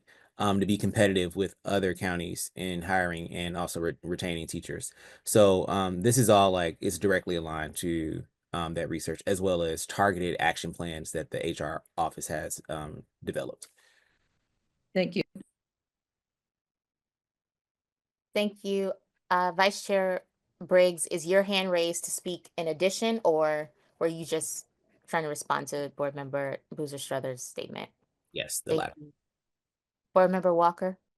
Yes, that's why I asked to pull so we can handle two in one stone. I really just wanted to make sure this was in alignment with Dr. Baldwin's desire and in partnership. Absolutely. Thank you so much. And I think you say yes, so sounds great. So with that clarification, do we still want to vote on these two separately, or are you removing your request to have it pulled and vote on them together? Oh, no, we can put them together as long as long as Dr. Baldwin's all in and this is in support of the work that they're doing for us to move forward, put them together. Thank you. And thanks, Mr. Briggs, for bringing it forward for the administration. Thank you both. So with that clarification, the question is, shall the Prince George's County Board of Education approve the budget amendments for the Human Resources Division to include our research study to improve talent pool and revamping the onboarding process? Ms. Adelaide, please take a roll call vote. Dr. Andifo? Aye. Ms. Boozer-Strother? Aye. Mr. Briggs? Aye. Mrs. Brown? Aye. Mrs. Goins-McCants? Aye. Dr. Moss? Aye. Ms. Walker? Chair Jackson? Aye. 8 in the affirmative. There are 8 in the affirmative. The budget amendments are approved. Moving on to the Division of School Support and Leadership. We have one amendment, library services expansion. The question is, shall the Prince George's County Board of Education approve the budget amendment for the Division of School Support and Leadership? Board members, is there any discussion? Yeah. Didn't you pull that one? Yeah, I'd like to pull that amendment. But actually rescind it. I'm sorry, I'm using the wrong language tonight. And I'd like to rescind it to I just want to say this in my rescission of this is that, I had a school, William Beans Elementary, that didn't have a librarian.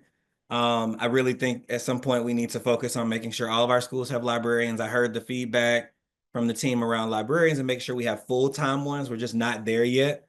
And so my amendment only looks at one elementary school, and I know we would need to do that across the district. So given that understanding, I'm going to pull my amendment.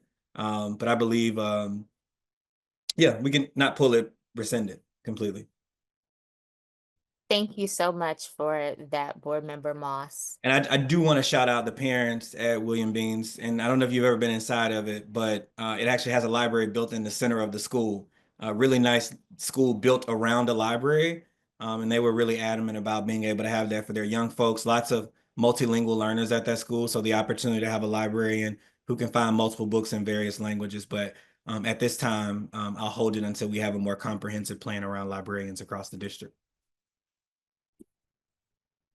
Thank you so much for that, Dr. Moss. Having the amendment rescinded, we will move to the Office of Integrity and Compliance. We have one amendment, removal of OIC from the budget. The question is, shall the Prince George's County Board of Education approve the budget amendments for the Office of Integrity and Compliance?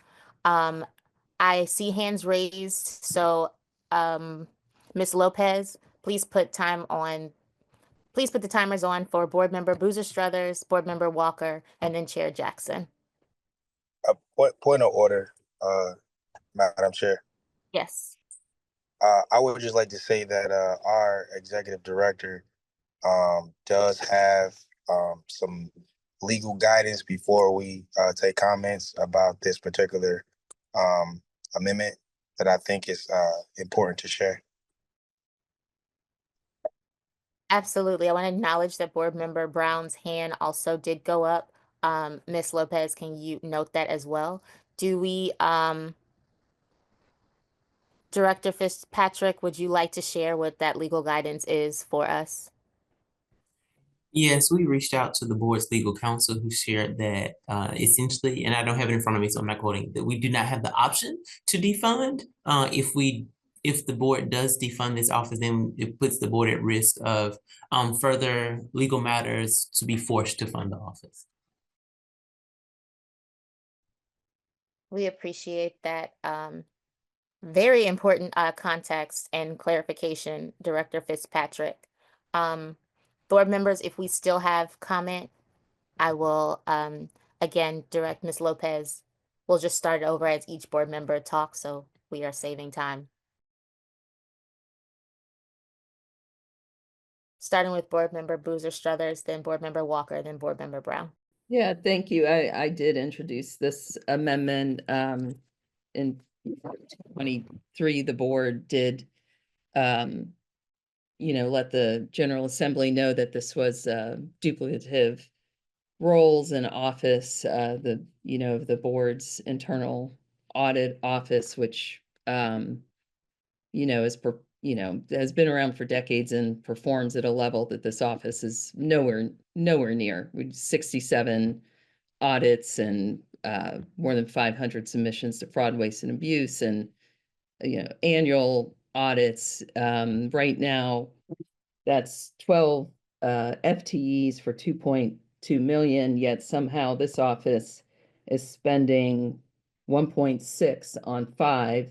And that's because this office that's supposed to be about waste has salaries that are about $100,000 more for everyone in the internal audit office. So if we cannot, so these are bloated salaries. And in fact, when the director was hired, that starting salary was more than our chief academic officer, our core chief function. So I have been very disappointed about the rollout of this. I've been outspoken about the duplicity and what it would take for this office to grow to the point of the work that our office does. We are, as the elected Board of Education, we are the only ones who can, hold the school system ultimately accountable because the voters hold us accountable. So I did need to put that out there.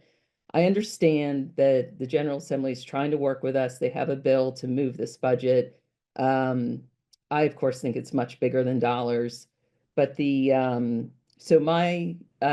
I'm being told, this is now not the time, my alternative amendment is that if this is not removed from our budget, that this office has to align with the salary scale of PGCPS and reduce these bloated budgets down to scale of equivalent performance jobs in PGCPS. So that is something I want to see if we can entertain, that if this doesn't go away, that we at least aren't paying these wasteful salaries. Thank you so much for that context, Board Member Boozer Struthers. Board Member Walker. I do see Mr. Fitzpatrick's hand up. Is it something related to this here? I'm imagining that it is. Did you want to recognize him before I go? He might have pertinent information before I get started. Yes, thank you so much for pointing that out. Director Fitzpatrick. Thank you for that. I wanted to actually read the guidance because it may speak to what Board Member Boozer Strother mentioned. My initial question was twofold. One, the question was, it questioned whether the board had to include the recommended amounts recommended. This is a quote, amounts recommended by the Integrity and Compliance Officer in the final budget. And secondly, what are the legal implications of the board defunding OIC? And I will read the response. In response to your inquiry below, please know that I read the language of the Maryland Annotated Code as compelling the Prince George's County Board of Education to include the budget recommendations of the Integrity and Compliance Officer in its annual operating budget. If the board fails to do so in the same manner that other interested parties can do in cases where the requirement of the code has been violated, a mandamus action can be filed with the court system to compel the action to occur. Similarly, an affirmative action to defund the monies set aside for the Integrity and Compliance Office can be interpreted as violating the requirements as set forth in the code. Thank you so much for that clarification, Director Fitzpatrick. Board Member Walker and then Board Member Brown. Yes, thank you. Originally, these were put in as two different amendments and they were merged to one, just I guess, given the title of them. And so a secondary piece of that, if you look inside, is to remove the $204,326 that is being requested for another position this upcoming year. What I think I hear from Mr. Fitzpatrick is that we have an open checkbook. And what this says is that no matter what funding is asked, that we have to pay for it. And I think that that is unfortunate and unacceptable for us being not only in a deficit, but for good stewards of fiduciary responsibility. So I just want to make sure that what I heard was that whatever is being asked from this office at any time needs to be put inside of our budget. Did I just hear that? Because my piece on reducing the $204,326 that's being asked for this year, to remove it. And I think what you're saying is that that's not an option, right? Director Fitzpatrick. As to not get into the lane of providing legal advice, I will read it again. Just read the words on the page again. And so the question was about the code, and I'll quote the code first. It says, each year, the Integrity and Compliance Officer shall submit to the county board a projected budget for the office of the upcoming fiscal year. And it says the county board shall include in the county board's annual operating budget proposal the amounts recommended by the Integrity and Compliance Officer. And the response was, please note that I, that is board's legal counsel, read the language of the code as compelling the Prince George's County Board of Education to include the budget recommendations of the Integrity and Compliance Officer in its annual operating budget. Thank you. I'll wait for the next round. It's going to be more than 23 seconds. Thank you. Thank you, Board Member Walker. Board Member Brown. Yes, thank you. So I know Chief Howell yesterday did discuss, and maybe she can correct me, so please, I'm asking for her feedback. It was my understanding that, yes, we would be liable for this position and having it in the budget. However, I believe Chief Howell stated in the meeting yesterday, in the OBAFA meeting, that they are requesting that the county council pay for this, essentially, but not take away from the budget that, for our scholars. So if they are giving us, I don't know, the X amount of dollars, they are also going to add that salary and that budget for the office that they asked for. So Chief Howell, can you speak to that, please? Thank you. Yes, so that is correct. In the current proposed 26 budget, we did include the full cost of this Office of Integrity Compliance, including the program enhancement for the additional position. Based on the legislation, we shall include it in the budget based off of what's being recommended. And so that fully loaded budget is captured in our budget. In addition to that, our county contribution request reflected in the proposed budget, and it's going to be reflected in the budget that's transmitted to the county, does consider not only the minimum required in accordance with Blueprint, it's also adding to that the fully loaded cost of this function to be paid for by the county. Now, obviously, they can vote to not do that, but it's going to be in our requested budget that it is fully funded by the county government. Thank you so much, Chief Howell. Board Member Brown, was that the end of your? Thank you. I had a request, since we didn't have a clear legal answer to that question, especially since Board Member Boozer Struthers has presented an amendment to her amendment. Is it possible to get a clear answer on whether or not we are able to request Board Member Boozer Struthers' amendment to have that salary and office be in line with commensurate divisions in the administration?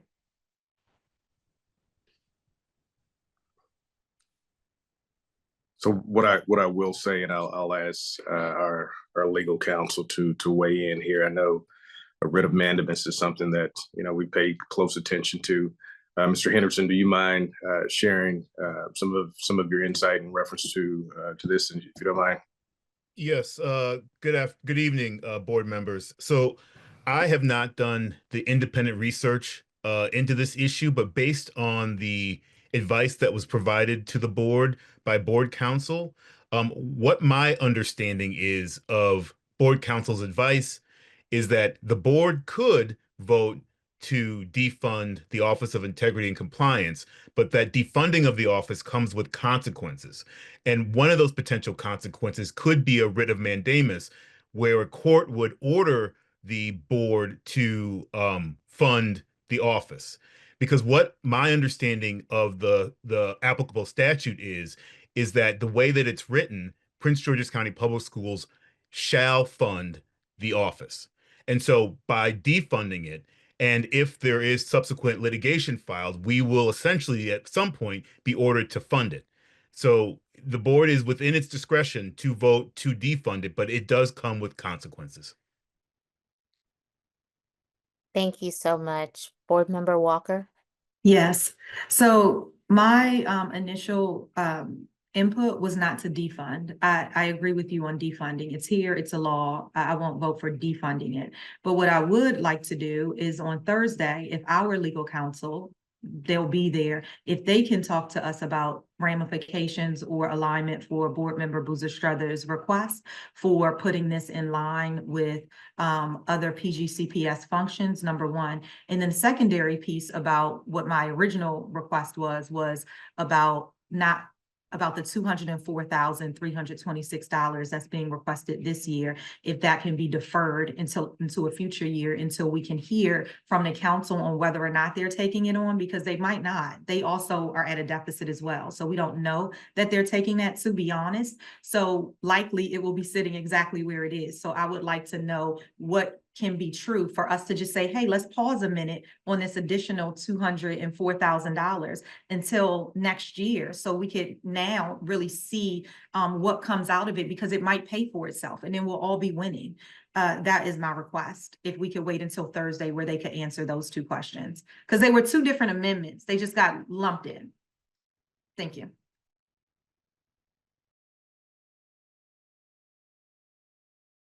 Maybe that's for Chair Jackson. I don't know who the question's to. Yes, I saw. Are you making a motion to postpone this amendment until Thursday, until we can come back with more answer or with more information? Yes, but for those two specific requests, yes, I am. Absolutely. Thank you. Thank you so much. for that clarification. So the question at this point is, shall the Prince George's County Board of Education postpone the budget amendment for the Office of Integrity and Compliance until next Thursday? Ms. Adelaide, please take a roll call vote. Where the legal counsel will be present. Thank you for adding that. Where the legal counsel will be present. Ms. Adelaide, please take a roll call vote. Dr. Anafo? Aye. Ms. Buther-Strother? Aye. Mr. Briggs? Aye. Mrs. Gores McCants? Aye. Ms. Brown? Aye. Dr. Moss? Aye. Ms. Walker? Aye. Chair Jackson? Aye. 8 in the affirmative.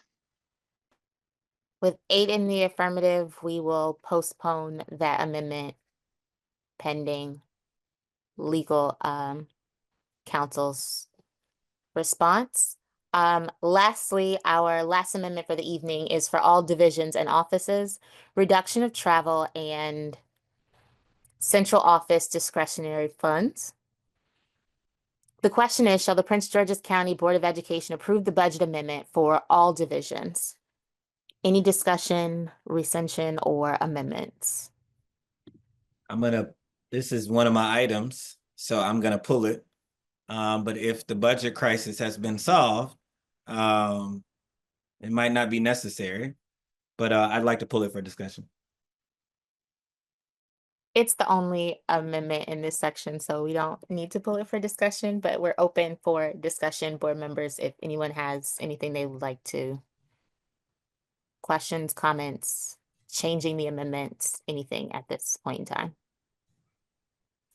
I would like to ask if what's in this particular amendment is part of the budget plan that's already been put together. This particular amendment would implement a 50% reduction of non-essential travel across offices and divisions that utilize operating funds for travel. There's also a component of this that came from Board Member Walker, I'll let her speak to have all central offices reduce their discretionary budget by 10% to aid in the 37 million deficit we are currently facing. So I'd love if this is included in the administration's plan for reducing the $37 million deficit, or if there are other measures outside of this. I think I'd love to hear it. Thank you. Thank you, Mr. Moss. One of the things that I will share, and I'll let Chief Howell share a little bit about this, because we did have this conversation months ago around the possibility of travel. What we do know in terms of the effects is that, professional development training is definitely something, attending workshops, conferences, making sure that our staff are up to speed on the most beneficial professional opportunities that are out there. The collaboration and networking is something that's extremely important, not only to central office staff, but I think to board members as well. The idea around recruitment and retention is extremely important here. Traveling to job fairs to help with the HR functions that we talked about, programs and partnership development as well, engaging the kind of external partners, whether it be universities or grant organizations. The last thing that I'll mention is just the idea around best practice implementation, site visits. Those are all things that allow us to continue to be successful around programs and ensure that the district firsthand is allowed to stay up on the best practice strategies that are out there. So I'll let Chief Howell talk a little bit about kind of where we are in terms of this particular measure in reference to the gap closing focus that we have. Thank you. So as it relates to travel and discretionary spend across the board, we have identified specific opportunities, very strategic, where discretionary spend that's currently in the budget wasn't necessarily in line with historical trends. And that's where we really focus our targeted efforts to cut discretionary spend. As it relates to travel, as Superintendent House outlined, that is certainly low-hanging fruit in terms of an opportunity to identify where we can cut non-essential travel. I will say that at the beginning of the budget formulation process, we knew we were facing a budget deficit. We knew we were going to be facing challenges. And every division was tasked with going through and cutting their budget already before it was even submitted, or realigning priorities to fund travel that they felt was necessary for their division. And it's very different from one division to the other. So that exercise has already taken place in terms of reprioritizing spend to support travel that's needed. To the extent that we have to dig deeper on that, that's a lever we can certainly pull. But based off of some of the discretionary cuts, because they weren't all just in travel, some cases it's supplies, it could be contracted services, we were able to identify enough to be able to get us to a path. However, as I outlined before, this budgeting process is not over. We still have the possibility of changes to blueprint, which will require us to go back to the well and make a deeper haircut as it relates to our discretionary spend if we have a $62 million gap to close versus a $23 million gap. So that is a lever we will pull because we don't want the brunt of that to solely fall on the schools. So we will have to go back and cut our spend across the board even further to accommodate that greater reduction. That is something that we will certainly do. But yes, we've looked at discretionary spend across the board, not just in travel, but we have looked at travel as well, but not just travel only. Thank you so much. Did that fully answer the question?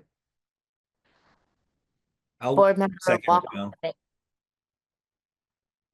Absolutely. Board Member Walker and then Board Member excuse me, Board Member Moss. Yeah, absolutely. Thank you so much for that, Ms. Howell. I think what I heard you say through that is that you've already cut some discretionary funds. Is that what you said? Okay. And then I think you also said that you've already cut some travel as part of your $37 million plan. Okay. I love what Dr. Moss did ask for earlier, which was, and hopefully you all will be able to provide that when we do get to Thursday, is the plan as far as where did the 37 million, I'm excited for it. Like, thank you all for doing that work for the 37 million and where did we find it? And so what we will be able to look at as and how it relates to the work that we do every day. So that'll be super helpful. And I think it'll help answer some of the questions that we have here while still ensuring that as we continue forward, because we know in a budget site, we're not going to get everything we ask. So there's going to be some more reconciliation after this amazing process. So with that, where we'll be able to have flexibility, I think we'll be able to see that clearly, taking a look at that sheet. Would you anticipate that you would have a plan like that equals the $37.3 million that was found within a spreadsheet? We can provide an update at the board meeting that will Thank outline you. changes in revenue, which is half of it, and then the other half relating to expenditures. Yeah, makes sense. Thank you so much. That would be really helpful too. Thank you.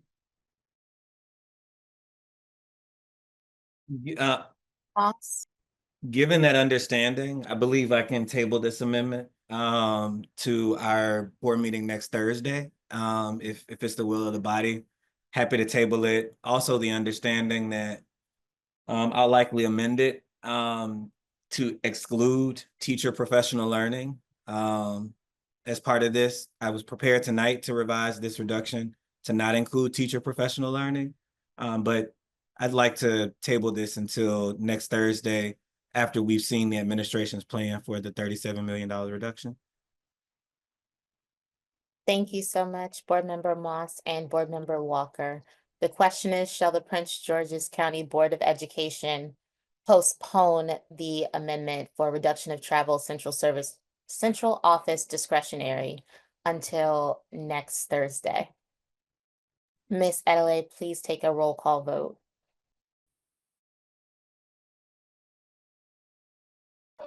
Dr. Anderson? Aye. Ms. Booth-Estrada? Aye. Mr. Briggs? Aye. Mrs. Brown? Aye. Mrs. Gross-McCants? Aye. Dr. Moss? Aye. Ms. Walker? Aye. Chair Jackson? Aye. 8 in the affirmative. There are 8 in the affirmative. The budget amendment is postponed. That concludes our amendments. The Board of Education approved the following amendments to the superintendent's proposed budget for fiscal year 2026. Aviation program continuation, third grade literacy lab pilot, expansion of Hillside HWSC program, expansion of LAYC Promotor program, board budget analysts, district liaisons, board member budget reduction, communications office staff reduction, research study to improve talent pool, revamping the onboarding process.